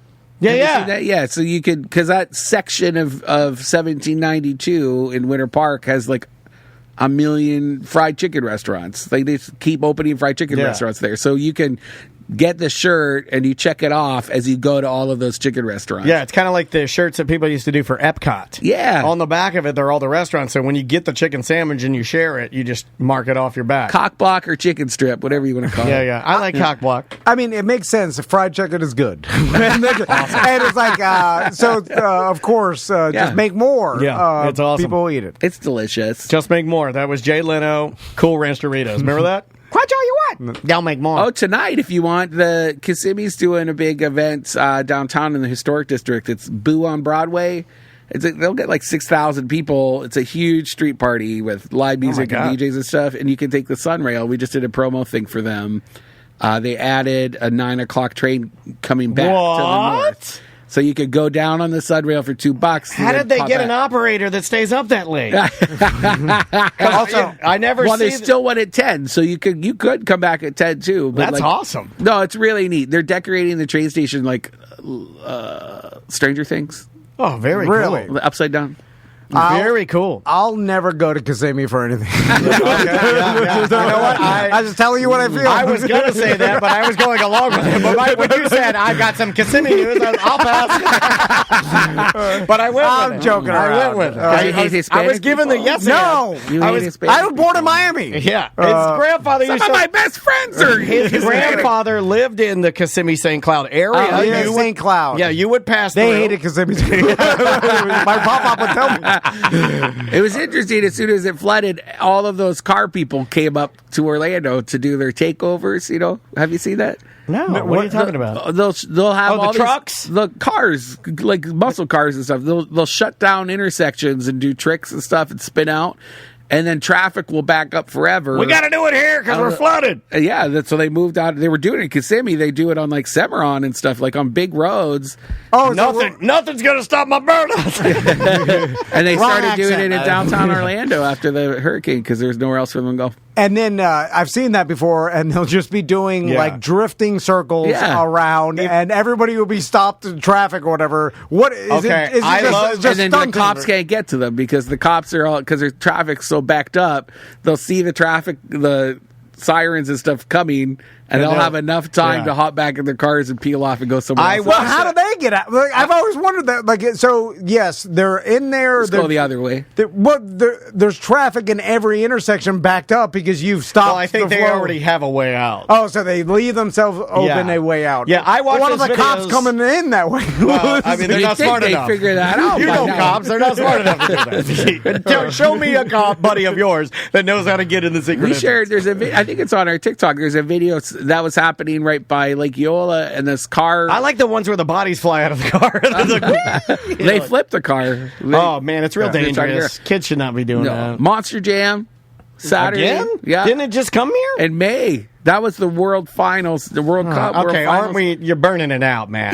With the really? Do we need that many? What do they do? Sell out. And I promise I'm not reliving my past here. But is this another comment about Hispanic people? No. He's got another one though, but it's it's at the end of the show. Yeah. That's an after show. You're gonna love it. Yeah, you're not gonna Monster Jam that joke. That's called Tom Unfiltered, his new program. But what do they actually? What do they do for the halftime or the break at Monster Jam? They do the standard. Cars come out with bikinis on. No, from what I understand, it's the standard. It's Georgia versus Florida Quad Wars. Okay, it's Crash or a Crash-like DJ with a key, and he has 8 of his listeners, and they all have a key, and they might win a brand new Chevy Silverado. Okay, so it's the standard. Yeah, there's no more any sort of like one-off jumping of any sort. You know what? I say this. It'll die with not me. Even as a joke. You were that guy, and you are that guy, and there's no other guy. It'll die with me. It will die. There will never be another one. No. That ship has sailed. They're too litigious now. It'll never happen. They do the spinny thing where it goes up. The cars can go up on their back wheels and just kind of like pirouette around. You're talking about the actual monster truck. Yeah. I'm talking about they should put a giant bikini on one of them and make it look like a cheerleader. I love how horny you are. I love that. Yeah. I'm not horny for it. Yeah, I'm horny. I want everything to have a bikini on. I want to see everybody's tits. That'd be great. Everyone would be like, and then everyone can yell at the truck, "Show us your tits!" Yeah, then they pull the tits down. The smoke pours out of them. Yeah, it'll have little fireworks coming out of the truck nipples. But yeah, it's the standard, man. I asked somebody that too. Isn't Monster Jam in January? No, it's here. It's global. Are you calling me fake news right now? No, they have multiple tours now that run through, and it's a money grab. They're going to come through twice. Gotcha. You know, Elton John's been on the Goodbye Yellow Brick Road tour for the last 25 years, I feel like. Scooter, my gay boyfriend, Scotty Campbell, has tickets to the last performance over in California. I would love to see that. Yeah. Well, maybe we'll sell them to you. Yeah, okay. I get it. He wants to go so bad. Is this a real last performance, or is it going to be like... It's his last American tour performance. And I like that Elton now has that. Now he has become Horatio Sands Elton John. Like his voice is deeper now, you know? Yeah. Yeah. We saw 2 of his performances on 70? this last tour. 75? 72? He's 71? so good. I think Brittany will be in this one. He's awesome, but I've learned that I am after last week's show and my Billy Joel dream, I'm a Billy Joel guy. I love them both, but I think I'm a little more Billy. I'm a little more little guy alcoholic than gay guy. Grew up his mom loving his mom and getting a piano. Okay. Yeah. Reggie. Yeah. Yeah. That's the name of our car. Yeah. That's so cool. Our dog's name is Bernie Toppin. His partner of how many years? It's a song his writing partner, I should say. Yeah. Of how many years? God, they've been together forever and ever. Yeah. He's the music. He's the lyrics, and Elton's the music. Right? Yeah. I think that's how it works. Let's take a break. Yes, sir. And when we come back, we got some Dump 'em Out topics. Dump 'em out! We got some other stuff to talk to Brendan about, and I believe that's it. It's the standard. Oh, I want to talk about a little bit of trick-or-treating because I made a post last night on the BDM page just talking about how different it was, or it is now, trick-or-treating than it was in the 80s, and a lot of people didn't agree, and I was like, how? Because I don't know, Brendan is going to... And I also have a Halloween voicemail that ties into my dad's favorite time of year, which was Halloween. He absolutely loved it. It's my birthday. But I have a couple of voicemails that we can play. I also have a pretty interesting song to play right now. The name of the band is Current Rage. They are an Athens, Georgia think REM style kind of alternative band. This song and this album, my religion. very much. This song right here is about 40 years old. They've re-released this. It's a really hard to find track, but it still holds up, and it kind of it stands the test of time. And it's on the publishing house that we work with called, I think it's Mint Records, and this is called Right Side of the Brain from the band Current Rage. And just listen to it. This is 40 years old. It's so great that they're re-releasing stuff like Got a this. little yacht rock in it. Yeah, a little bit. This is pure Athens alternative. We'll be back with more A Mediocre Time with Tom and Dan momentarily.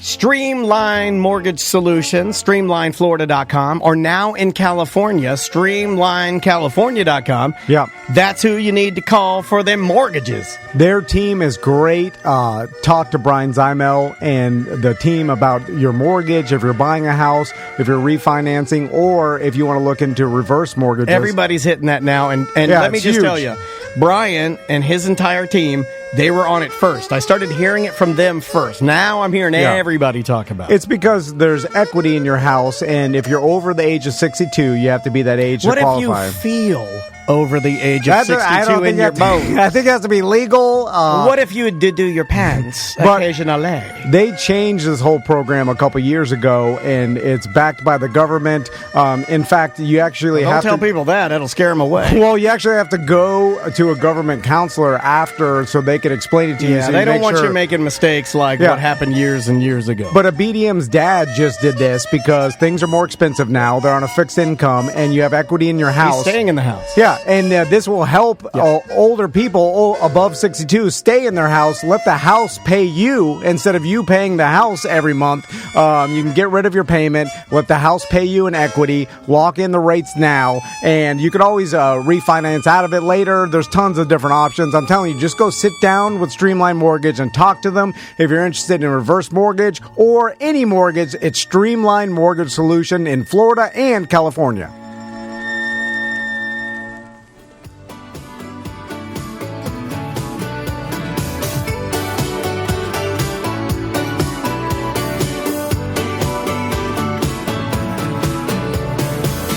Welcome back to A Mediocre Time with Tom and Dan. Tom. And Brendan. That is, who was that? That is the 1975 with I'm in Love with You. Welcome back to the show, everybody. I think you know what time it is. It is time for the segment that we call Dump 'em Out. Yeah. I'm a chest. Do it.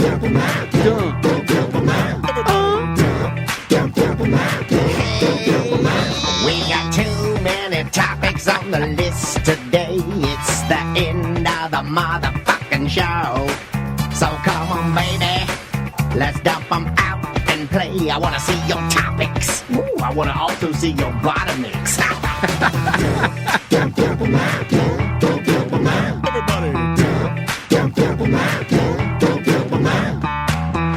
Dump 'em Out brought to you by TheDangerBrain.com. That's Yeah. our branding agency. They just redid our branding for Sofas and Oh, Suds. put that cup on the camera. That's Danger Brain. Show them, Buddy. For Bad at Business Beer Fest. They do all our branding. They could do your branding. Contact them. TheDangerBrain.com. They are BC awesome. Racing, Pyro Spot. Who Yeah, else? a bunch of our clients. Yeah. Gabriella Plants. Gabriella, yeah. They did Bart Merrick. Dan Cummins, Yeah, they've done. We've worked with a lot of people. So again, But the two biggest that they've ever worked with, and I always lead with these two because it makes me happy, are Outback Steakhouse and Mountain Dew. Oh, yeah. Those are two things that I love because I am a trash person, and I love Mountain Dew, and I fucking love Outback Steakhouse. And you got great teeth still. Thank you. They're fake. No, they're real. They're real. So, what is this first? Pro Kadima. Okay, couldn't even. My wife and I, if she would like to call in, I will yell at her. She posted on the BDM page. Do you guys know what Pro Kadima is?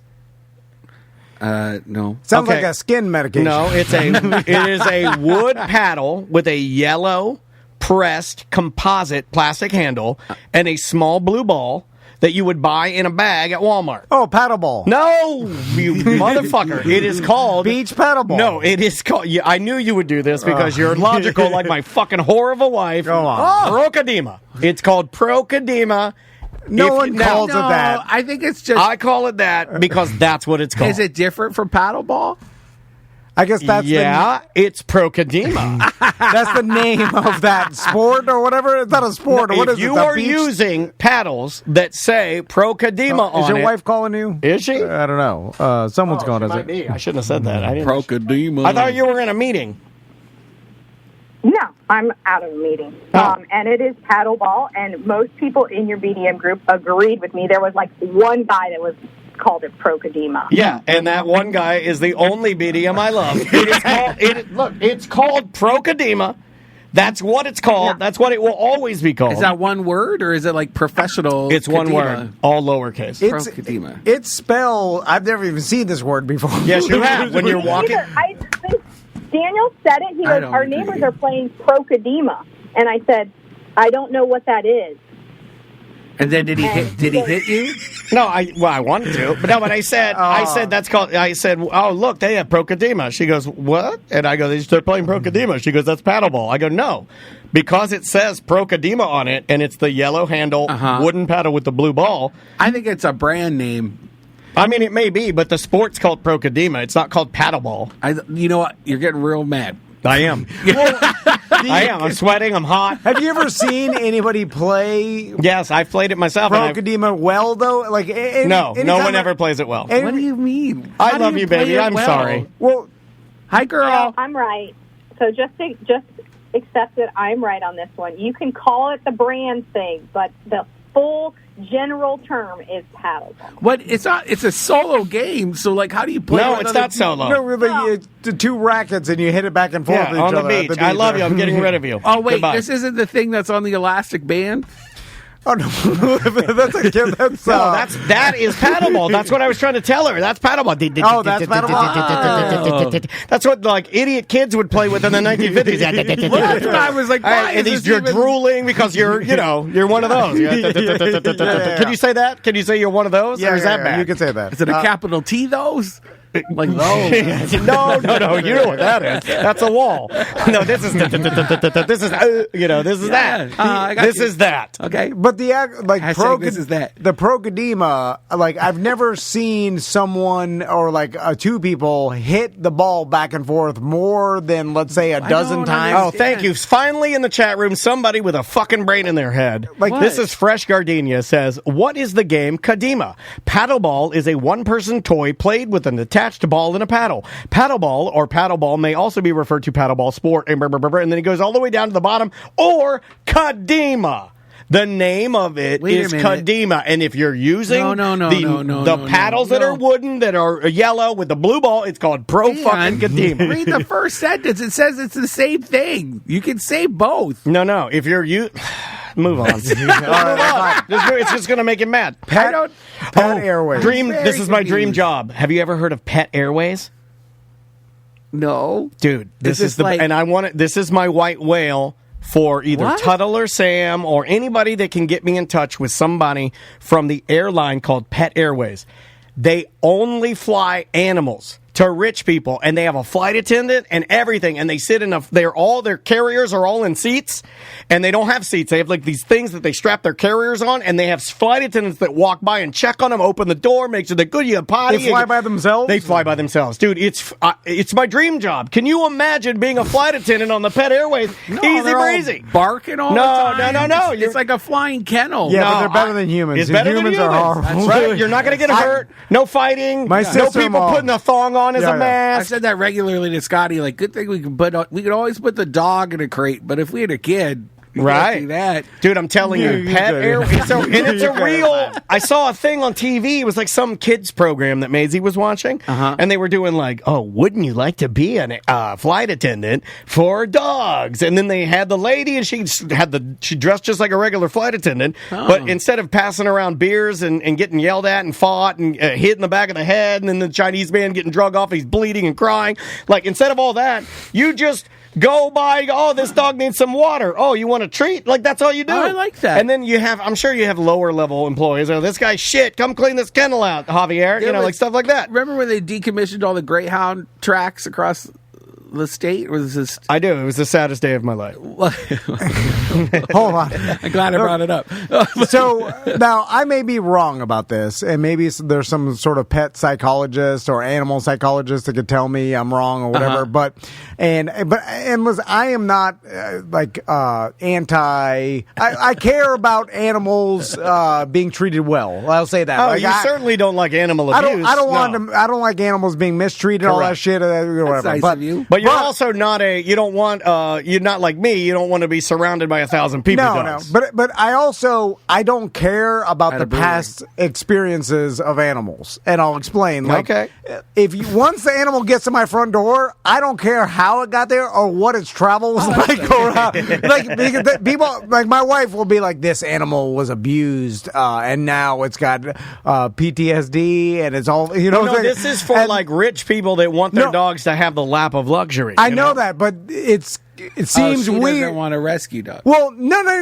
She only wants rescue dogs. I went and got a fashion dog because I'm smart and I don't want warts. So me and my wife are different. Yucky. But what I'm saying is There's that a lot to unpack. even if I was rich, I don't care about the dog's journey and how luxurious it was, or if it came here in an oil tanker. You know what I'm saying? Because do you recognize that some people find that to be cold? You should care. You have to recognize that. I recognize it, but I also recognize the fact that I think and believe in my heart that the dog lives moment to moment, and what it just went through doesn't. This moment only matters. Like even if it had a miserable trip.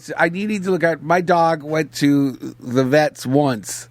And he had a little skin sample taken. And now, if he's ever near that vet office again, he flips out because he remembers that's where the ouchie happened. You just can't. So you don't think? How do they get shaky and scared? No. I think you need to know about their backstory so you can help them avoid that trauma. You know what? That's a very caring answer, Brendan. Thank you. Back to Tom. My mom trains dogs.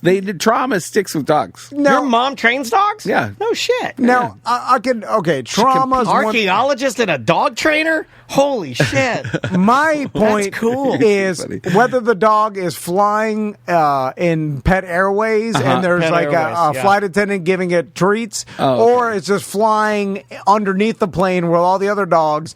I think that once it gets to the destination, it's not remembering like, man, that was a tough trip. Like, I just think, you don't have food for me now? It doesn't matter either way. Andrea's disagreeing with you because like my mom's dog, before my mom got it, was abused. Yeah. And she still acts like an abused dog. Yeah. Like she's still like shudders when she hears a noise or is scared of everything. And obviously it's ruined. It should be put down. Every day it's I'm just saying. Let's move on. Every day is agony. It's agony. I'm just saying maybe it's screaming, kill me, and you don't know. I don't know. Communicate. I don't know. It could be telling me to kill it. I don't know. Like when I'm scratching her ears, she does make a noise. But it could be like, kill me. Sometimes they don't like we have Bernie's like a terrier mix. He doesn't like being held, unless it's on his terms. Because if you're hugging them, they feel trapped. Yeah. In general. Oh, Dansby is shedding everywhere. Oh my God. That's what dogs do. They're animals. This guy's crazy. At least new, right? You got time. That's going to be the next few months, right? Is training that dog. Yeah. He's actually. I'm exaggerating. He's doing quite well. He's doing pretty good. Listen, all I know is that his new dog kept him from decorating his outside of his house. That's true. And took a little bit of joy away from his life. It did. And I didn't pull up my hologram pumpkins. That's singing pumpkins. They're hologram projectors. Just like what you were talking about downtown. Still have Halloween. I'm going to put him up Halloween night. I'm going to put him up for the Halloween night. I'm running the stolen fog machine. You're doing last minute. I am. Even worse because now I thought you would love me more if I did something last minute because it would be the first time that I was actually invoking the spirit of Tom Van. No, you have 3 days to do it. Yeah. I'm going to put it up this weekend so everybody can enjoy it Monday night, and I'll take it down. But at least the people trick or treating get the show, get the smoke. Okay, well, I'm just saying it could have been done. You could have 2 weeks of joy, and now you get only 3 days of joy. I think between the puppy and my own anxiety being literally like a top tier peaking, can't do it. Can't because of the puppy mostly. You think it'll scare the puppy? No, he's so much work. You can't leave him alone. You can't. He's not ready yet. Are you crating him? Oh yeah, but he's doing really well. He's doing Do it good. when you crate him. I'm doing kratom when he's in the crate. So sorry. I wanted to talk about paying for adventures. Well, and did Dan Stone get you on that? Because we Like both hookers? Well, Tom and I both came in and we saw Dan Stone, the voice of Real Radio, the voice of Tom and Dan, like mysteriously handsome man. Yeah, he's a good looking dude. But he just got back from like a motorcycle jungle adventure. Oh, that's hot. And so dope. So I was gonna make a into post on the BDM page because I'm curious about like other people's, because Dan was talking about how awesome this was, and like my mother-in-law actually went to Machu Picchu one time, and she does these adventures with like her friends. She did a motorcycle trek to Machu Picchu. No, her adventure was like a guide with Fidel Castro. You walked up to Motorcycle the Tigers. Machu Picchu, But it's really high if you walk it. Yeah. But you camp along the walk, and they set up a camp for you, and it's like it's a fantastic. camping adventure, and then the end is like you get to see that, and then they take you back with nice. It's an excursion, you know what I'm saying? But it's not like a cruise ship excursion. It's like people put these adventures together for you, and you pay and do them. Curated experience. Yeah. You And guys could do that with your T&D. We have no time. Well, there's limited. I could take you to Lake Monroe, go around there. No. You get Big Tim could be like their guide, and they could book him, and then he'll take them out to the honky tonk or something. I want a real adventure, Brendan. Okay, he wants like something that there's like an element of danger, like driving a motorcycle through a Mayan jungle, like Dan Stone was doing, like having to navigate the terrain. You're on a bike that's like I'd look like an old 2-stroke or something. He's like going through, and so you're actively looking now for a paid adventure? Is that the? Well, I just like the idea of these things, and if I was going to spend money on anything, like I would spend money on adventures. I did one. I was telling Tom I did one. I only did one motorcycle adventure with my dad. I drove from DeLand, Florida, on our Harleys all the way to Virginia. Wow. And then we trailered him back because he was older, and it was like a lot of work for him. Well, that's the thing about long. Like, there's the I used to talk about the Miami to Alaska motorcycle trip, and there's some things like that, yeah. but. I don't. Ewan McGregor, David Beckham has done them like these. Yeah, but I don't like the long haul road because it's. In theory, it seems good because you're on a motorcycle, you're open a road. It was terrible, but it's just it was hours. Not fun. You're if it breaks down, you're in the middle. I mean, not even breaking down. Just the 3 hours of riding a motorcycle. Your hands go numb. Your back hurts. When we do it. I had my full motorcycle jacket on. I will tell you right now, I wouldn't trade it because my dad is no longer living. But I'll tell you right now, it wasn't one of my favorite things to do. It was really hard, and it kind of sucked. So what do you want to do? What sounds good to you? Well, there is this Costa Rican motorcycle adventure. Costa Rica's beautiful. That you go, you go on an enduro motorcycle, and they take you through the jungles of Costa Rica. You go through villages too, right? And then you stay at these different places throughout the route, and awesome. It's it's like an expensive trip. It's like $10,000 or something, but they put it all together for you. You have guides, and then it's like a full on everything is paid for. I don't think I could do those. Honestly. I don't think that I'm tall enough to go to a third world country and jump on an enduro and ride. I don't think they have a bike for me. I mean, they don't have a pony version. I don't think they do. R word, M word. I don't think I can't do it. They get you on a little Pee Wee 50. I'm giving you that. That's your Christmas gift. The Costa Ricans out with how about a fucking pit bike? I can only do 30. I'm doing 30 behind Tom. You can do it. But those, it seems cool to me. Like what Dan Stone did, and we're gonna get Dan on the show to talk about it. I want to talk about it. I do like those type of things. He had board shorts on and and then he had motocross gear on. Is he married? No. But you got to do Is it. he my people? No. No, he's your people. These are people, breeder. I'm sorry. He may have a girlfriend. I think he does. I want to don't be know. respectful. Not my business, but Yeah. I think he's off the market, but So could be wrong. nice. You have to do them in a country that has less laws. Yeah, like when I took the dune buggy through the marijuana sugarcane because they field. let you do more. And It is better. Like you do it in the United States, there's rules. They don't, like you go on a I saw a motorcycle. Haitian child peeing in a village. Seriously, he's just You paid for that? No, as we were driving our dune buggy through, he's like waving to all the dune buggies because that's what they do when you arrive. Oh, yeah. And he's just a little kid. He's just pissing, and there's like street dogs everywhere. It's Oh, great. Haiti. Lovely, sad. What's fashion starts too early? What is that? Oh, Maisie asked me. Oh, wait, can I say I did an adventure? Yes, I yeah, was gonna ask please, you. please. You know what? I'm sorry. We're anti-gay adventurers. No, please. There was no butt stuff. I was super into my tour guide, but nothing happened. So was Tom on that river rafting. Big Mouth. Old Big Mouth. My memory's coming back. Go ahead, buddy. Okay. My memory's coming All right, back. let me save you. We in Thailand. Did we talk about this? Have we talked about this Thailand? before? Yeah. Oh my God! Did you do the razor blades out of the pussy thing? Come on. Come But on. I definitely That's did a thing, right? I did the ping pong one. You did? Yeah, and the snake venom shot. And you were like, come on. And then I asked the question, and he did the thing. Well, the ping pong, the razor blade is more extreme. It's just $15 more, I think. Yeah, it wasn't. Yeah, they do the razor blades with a string of razor blades. They do the see, ping I pong don't ball. They wanna blow see out the that. candle. Yeah. Did they do the candle?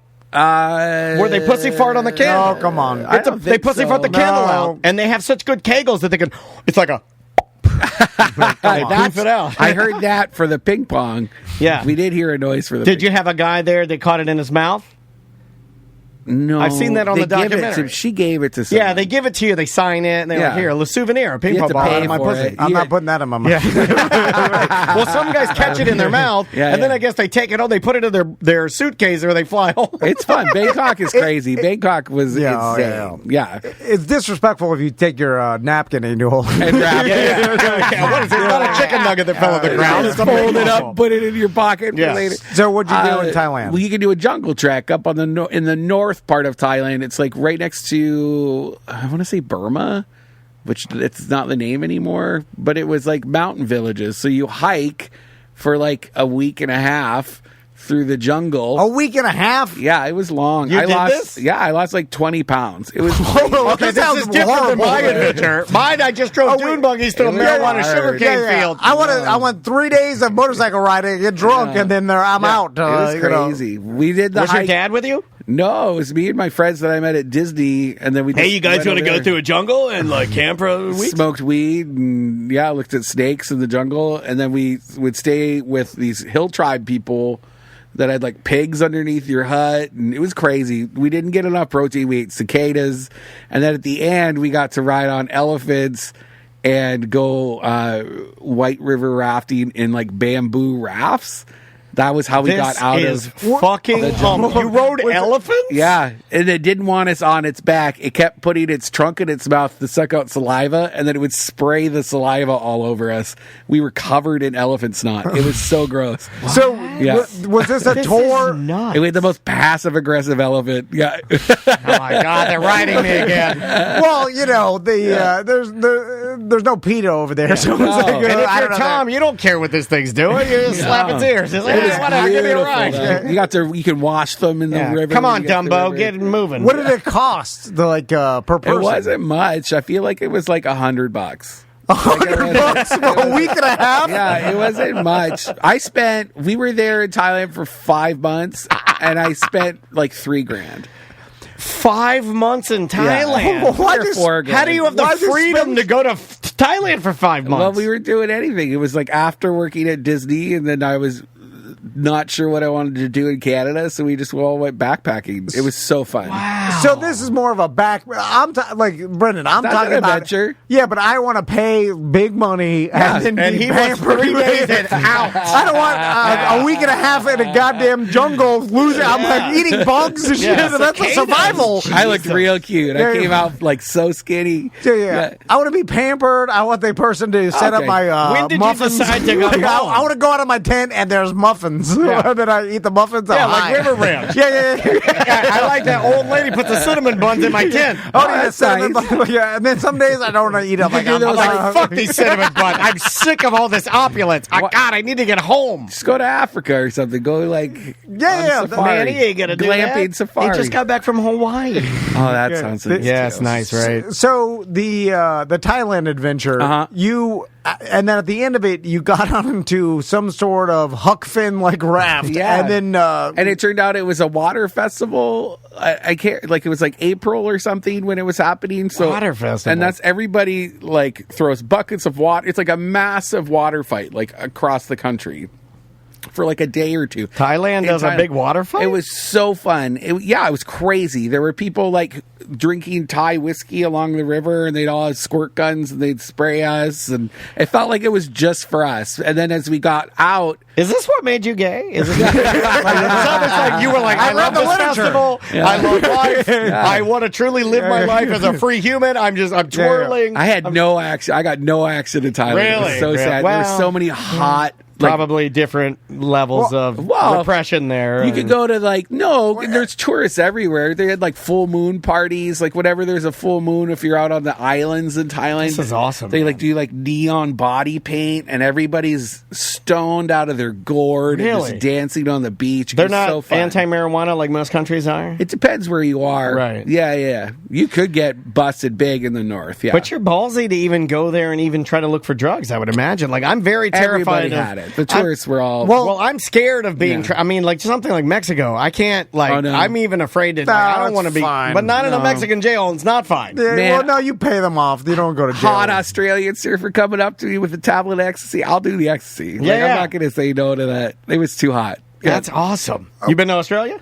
No. I'm not... I can't. You going to go commentate on the Australia trip?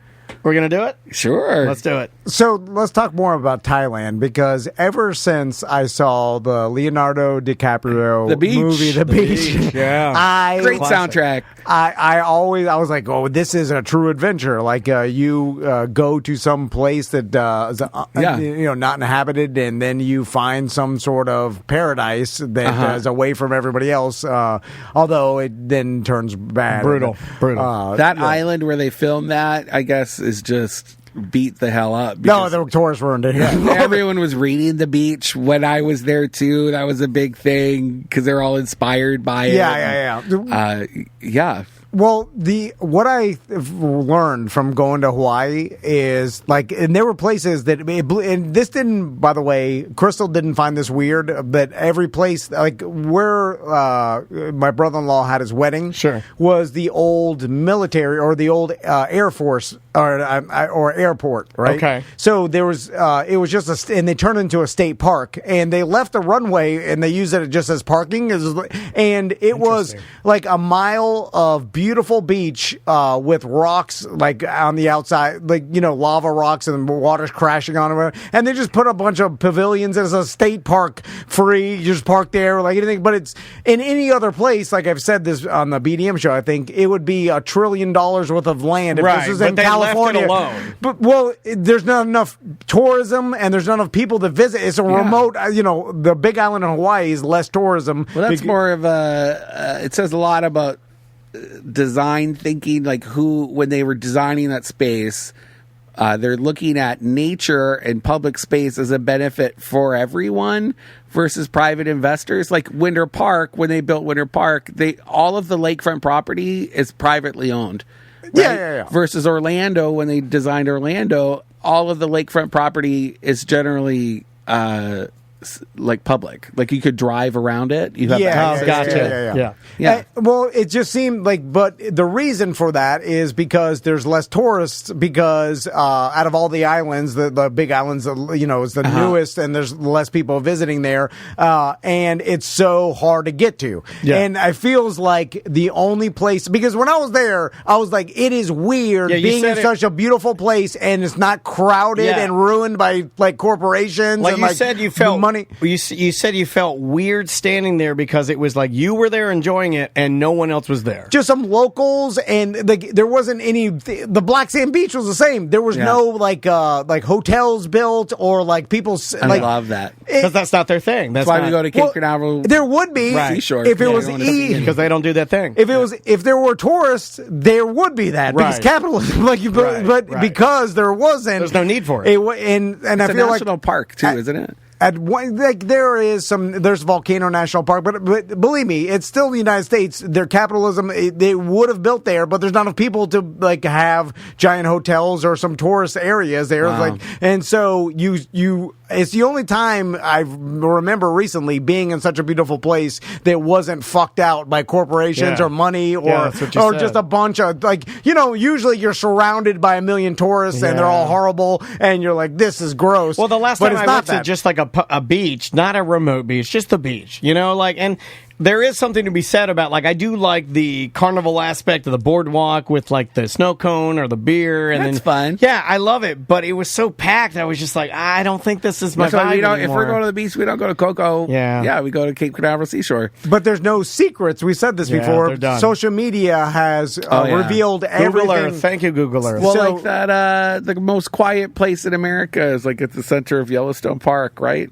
You can't hear anything. You can't hear. There's no planes flying above it. It's remote. The most remote spot in the United States, and I don't know if it's the center of Yellowstone, but it's around there, and that seems very appeling to me. Although to go there, I like that. Guess what? The same place you saw that there blasting music. Well, the same social media post that you saw that in, so did a million other people, and you go there, and it's going to be full of tourists. That's true, and for sure. Lake Superior, near where I grew up, there was a secret spot, Catherine's Cove, and it was inside the Lake Superior. I think I hit that in college. Catherine's Cove. That's where I got. Sorry, I'm but it's not secret anymore, right? No, and they had a big tourism thing wrote about it. It was this secluded beach that you have to park on the side of the highway, hike in to get to it, and then it's this big, beautiful sandy beach, and then there's a rock island that you can access via a sand bar. You have to carry your stuff out. That's over pretty your head. awesome. And then there's a little lake in the middle of the rock island, and it's so beautiful. It was so remote, so special. It almost feels like it should be in Willow or something. Right. Like an alien landscape. Packed. Everybody goes there. Yeah, we would go up there. We did that here with all the streams and springs and King's Landing. A year ago, the Glen. Months wait list now. 10 years ago, we were going to do our first BDM event at, and it's almost coming up to the 10-year reunion because we did it in March, and we should go back to the same place. Well, they're like, we're booked for 6 months. Yeah, at that time, I remember Steve from Porky's was friends with the owner of King's Landing, and then they were like, and Steve was like, "Hey, you ever been here? It's a really cool place." Nobody went there. You're canoeing and kayaking, and they needed advertising. Yeah, they needed help. And they were like, "We want to promote this place." That we do and we had too many people. They were going to go to the first BDM event, so they freaked out. They're like,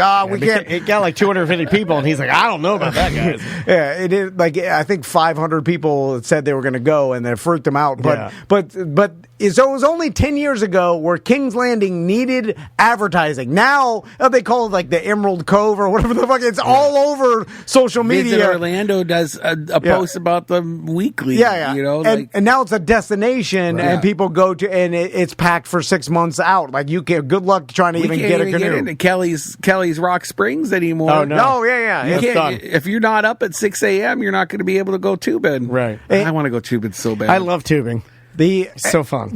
Jenny Springs, we were there this past summer on our family RV trip, and that place is slammed. Yeah. When I used to go in college, I know there's old men talk about how things have changed, but it just I used to be able to get in there for a nickel, and I'd have to walk uphill both ways. But I feel like there's still Hawaii gave me hope that if you go far enough, remotely enough, there's still untouched places in the world. Which a lot of money, big plane ticket. Get the hell out of here. And they got that eggs are $8. Everything's so expensive. I've still not done Wikiwachi. I really want to do Wikiwachi. I've never done it either. It's great. Yeah, I've been. It's really fun.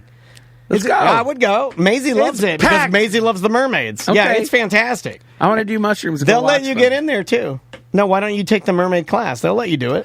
I'm awful at swimming. When Yeah, did but I that- thought you were a merman before. I did a They photo would shoot, love it. I The girls almost at drowned. WikiWatchy would love it if No. you got in there, dude. Did you see those photos that we did underwater? As Yeah, a they were merman? cool. Yeah, I almost died. I didn't know that. It was awful. You're not a good swimmer? It was I thought you were a great swimmer. Awful swimmer. Oh. And I would Hold come out of on. the water and my Your dad wig is a good swimmer. My wig would weigh me down, and I did one with a beard on, and it was like I was waterboarding myself. Oh, yeah. And I was choking. I got a nosebleed in the Oh, middle my of that God. photo shoot. I really thought I was going to die. Oh, underwater. You have photos of an underwater nosebleed. I know. The photographer was like, Horrifying. I've never seen someone work so hard to get these photos. Fucking Anna Nicole Smith over here. I get all the I photos. couldn't in the open my tub. eyes up underwater, so I looked like I was this little squinty merman the whole time. It was just not good. Although it is weird breathing out of a tiny tube. Yeah, it's they not do it natural. great. It's not natural. I love it when they do their tryouts. You can go on YouTube and see the tryouts Yeah, for the mermaids and stuff like that. Maisie loved it. They let dudes do it now. I think there was a video about a guy doing the camp.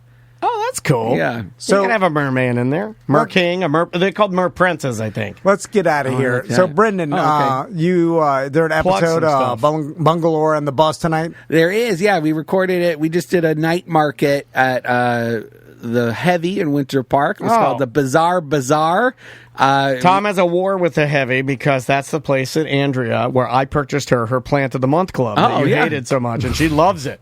And all those wonderful plants that are in my house all came are from the there. Heavy. They're I love so that good. place. They're Yeah, so cool. They're opening. you made another you venue. very angry. We recorded there with Mo DeWitt, and yeah, it was great. We had a burlesque show. The dancers were all the sisters from Hocus Pocus. We had a Hocus Pocus burlesque number during the Wait, event. even the bucktooth one? Yeah, it was sexy. Did she pull her titties out? A little bit. She definitely twerked.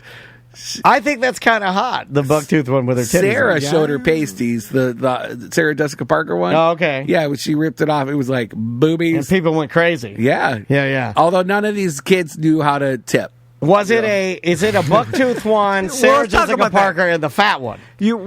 Right? Isn't that what it is? Yeah. Or is it, you can't say. But none of them were fat, and she was gorgeous. That's James Dillman from Corsets and Cuties. Yeah. She's Well, lost like Corsets and 40 Cuties is pounds. great. She looks.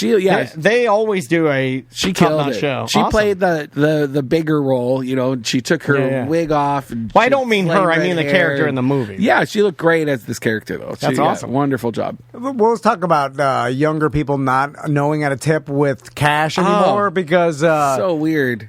is it what is it? Is it they don't know how to deal with cash, right? Can Because I they- tap? Can I tap? yeah. Well, the Sanderson sisters would give out these Venmo cards. Like, here, if you really want to tip us, you could use this Venmo card if you don't have the cash. Oh, that's smart. I thought so too, but also kind of sad because you don't want to. It's not. It takes the fun out of giving a dollar bill to a dancer. You should have a Yes. device. Yeah. You should have a device on the upper part of your pussy Oh, you scan like it a tap. or a QR code on where your I can do the, like on my watch, I can do the double click. It goes to my Apple Card, and then I tap it. What if it's your Venmo QR code is tattooed on your wrist? No, they should have a tap. Like I'm being joking, but like at the front, like Yeah. you could walk up there and tap your Apple Watch and give them $5 or something. Oh, I like that. But the whole psychology behind tipping to me, and this may be dumb old man, but is that you give the money to the human. Yeah. And you stare into her eyes uncomfortably. Well, not even the stripper, anybody with any tip, right? Because I look at this with even like panhandlers. Like panhandlers sometimes will have like a Cash App or Venmo thing on the side of the street. Like you could Cash App me, but because you as the tipper get some sort of like psychological enjoyment out of giving someone money and being recognized that it's me. Yeah. If you just When I do give drag, them- when I do my drag bingo and people give me tips, you get more when you thank them. Exactly, know? and then you're more likely to tip if you Yeah. want to tip anonymously. That's a weird thing to me. Like you, I like an anonymous. I do the Venmo too. I'll put my Venmo up, and they'll be like straight guys will use the Venmo themselves. So they versus want to coming up help give me out, cash. but they would Oh, yeah. feel too awkward to walk up to the man dressed in drag and put the money in the.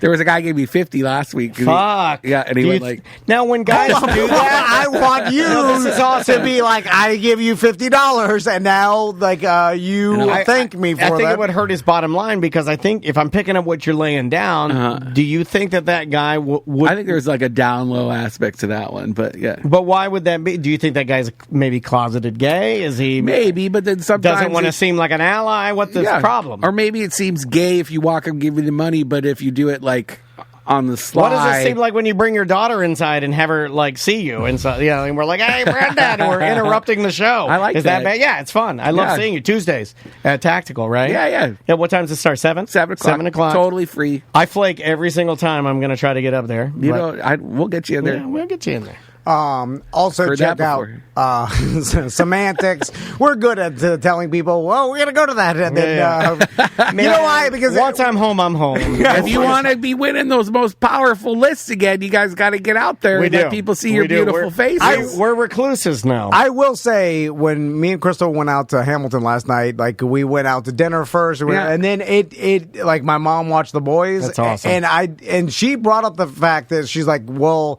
the boys are, I mean, they're 7 and 8 now, so it's like, in 5 or 6 more years, they're going to hanging out with us anymore. They want to hang out with their friends. And then Crystal brought up the fact that, like, we have to get used to going out and God, Macy's enjoying like each other's company. She wants to go to sleepover. She wants to go to dance. I mean, not that she doesn't love being around us, but she has other interests. Like, so we'll be out and about just a couple more years. Like, I just want to do as much as I can with my sons while they still want to hang out with me. But, like, we're close. You're not doing as well as Brendan and his dad, because Brendan's dad took him on kinds of crazy shit. That's awesome. Yeah, although if I told my sons, you want to go interview an old man?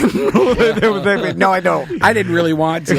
I hated it. And then he would also, my dad was not always great. There were times I remember Don't say something really bad. Like he'd knock mom around. He'd knock your teeth out. He'd forget to pick me up after work and stuff, and I'd have to walk home for 2 hours in the country and try to find my way home. Fine. Crying in the snow. That's a standard Canada grow up. Oh, yeah. Well, it made you tougher, right? Yeah. That's why you're tough. Yeah. Seriously. That's why I dress up in dresses now. Yeah, but I have a feeling if you needed to throw down, you're not a small human. No, I could jersey. I'll punch somebody in the face. Yeah, I'll pull your shirt over your face and punch it. Yeah, I'll hockey your ass. We're too weak as parents nowadays. We beat ourselves up too much. Like my wife, a couple times have forgotten to go pick up the kids. Why are you gonna say that, bro? At 2 on Wednesdays, like she would forget that it's Wednesday and she would think it's 3 because the early release, and the school would call like your kids are here. Come get your kids, you deadbeat mother. And then she would whip herself for weeks, be like, oh, I can't believe I forgot or whatever. And I'm like, you got forget a lot sometimes on your plate, Mom. Brendan used that, like he had to walk home 2 hours in the snow. I know it's cliche, but I made him pay. Hey, that's a real thing. This email is about a listener. I'm holding it in front of the camera. It's got pictures, but this listener is talking about trick-or-treating in a cold climate where he had to walk all the way up to trick-or-treat and slide all the way down to trick-or-treat, and it was terrible. We make it so easy. I was going to talk about this on the BDM. We probably will talk more on the BDM show. In the snow, in the cold. Yeah, to put your costume over your snowsuit. Yeah. My dad hit me with the car once. True story, because I was behind it because it was a blizzard. I was behind the car, and he backed up, hit me, and I slid on top of the car because it was so snowy. My birthday's on Halloween, so I got hit by a car that my dad was driving on my birthday. And he probably got mad at you for being back there. Hey, I got to play this real quick. Okay. Check this out. This is interesting. What's up, guys? Ben with the Y here. I don't have too many crazy Halloween stories. I was born in 1977, so I trick-or-treated all through the 80s. But I did have a cousin, and they always used to say, don't ride on the front or on the hood of the car because you could slide off and get run over. By the way, my dad's favorite holiday, remember, he'd spend like an upwards of $200, $300, $400. I think one year he even spent $500 on candy to give all the... Because our neighborhood was nice, so everybody would come in. He would run out there and tell there'd be people from other neighborhoods that would have their kids on the hood of the car. He would run out there to tell them not to do it. I love a Southern Well, that actually happened to him. He was riding on the hood of a car, and it was his dad was driving, and he had to slam on brake for some reason. He slid out into front of the car and got ran over, and it really messed him up. And it broke his leg, broke his arm, broke a bunch of ribs, and he walked funny for the rest of his life. And later on, he ended up, taking his own life, which is a different story altogether. Oh, but I didn't listen to the pain and suffering of riding on the hood of the car during Halloween. So, I didn't listen to the end of that. I should have vetted this. I didn't know he killed himself at the end. But anyway, so he's riding on the hood of his car. Because he walked funny? No, well, for Halloween, he's, because kids do that. They ride on the hood of the car as your dad slowly goes down the cul-de-sac. Don't do that. That's a good way to get killed or kill yourself. Don't do that. Your dad should, but I don't understand. He hit the brakes and then his kid fell off and then he kept going. Well, he's drunk. He's drinking. Well, if you tap the brakes or slow down, you still fall off, but you're still moving forward. I imagine that he probably slowed down the person. Oh my God! Yeah, the kid fell off. And honestly, slower would be worse than faster, right? I think faster you'd almost not get broken, but when you're going slow, it's the whole weight just.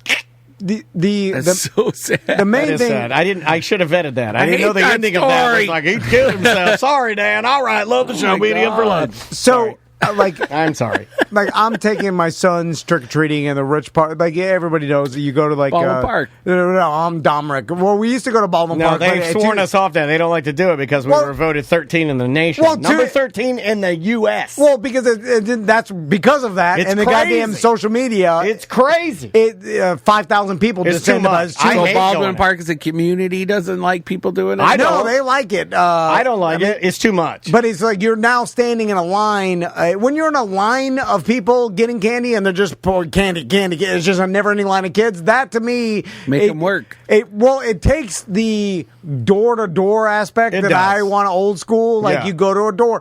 Another thing that... He wants a little Goonies, actually. Like old school. Well, Aloma Bowl's doing a trunk or treat? I hate that, too. I'm so anti-trunk and treat. I don't understand what that is. You decorate the trunk of your car, you put your candy in there, and then you sit out there in lawn chairs. Now, it sounds like you're grooming your kids to get candy from strangers' cars.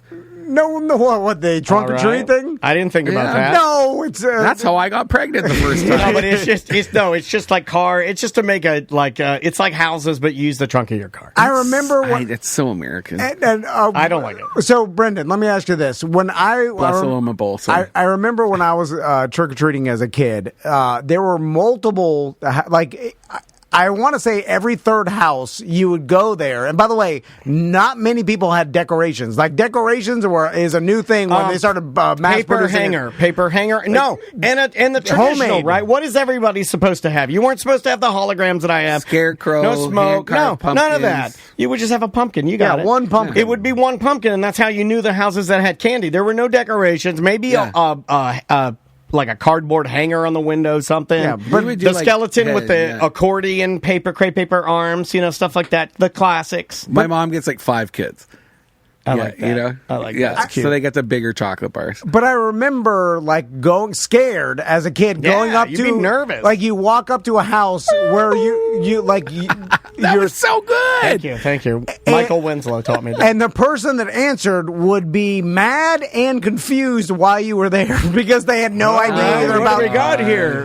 It's still a little dusk. It's not quite 9. Oh, what do we have here? No, it's fucking Halloween, old man. But I grew up in Miami. It was just a mad Spanish man or a mad Cuban grandma that you were bothering her in the middle of the night and would basically shoo you away, and then you'd be like, so you but that was part of it. Sometimes you got candy, sometimes you got a mad Cuban grandma, sometimes, and most of the time no one answered the door, but that's what it was. And now it's you go and it's just you get candy at every single stop, and lots and too much. And now I did say that the pandemic made trick-or-treating better with small kids, because with smaller kids, I will say that it's easier just to go to someone's driveway and they're obviously participating. They're set up in the driveway. And then everybody's set up in the driveway, and then it's all right, it makes it a lot easier. But when your kids get older, I want them to go through a little bit of adversity, right? Yeah, and I agree. Be a little bit scared to be hey,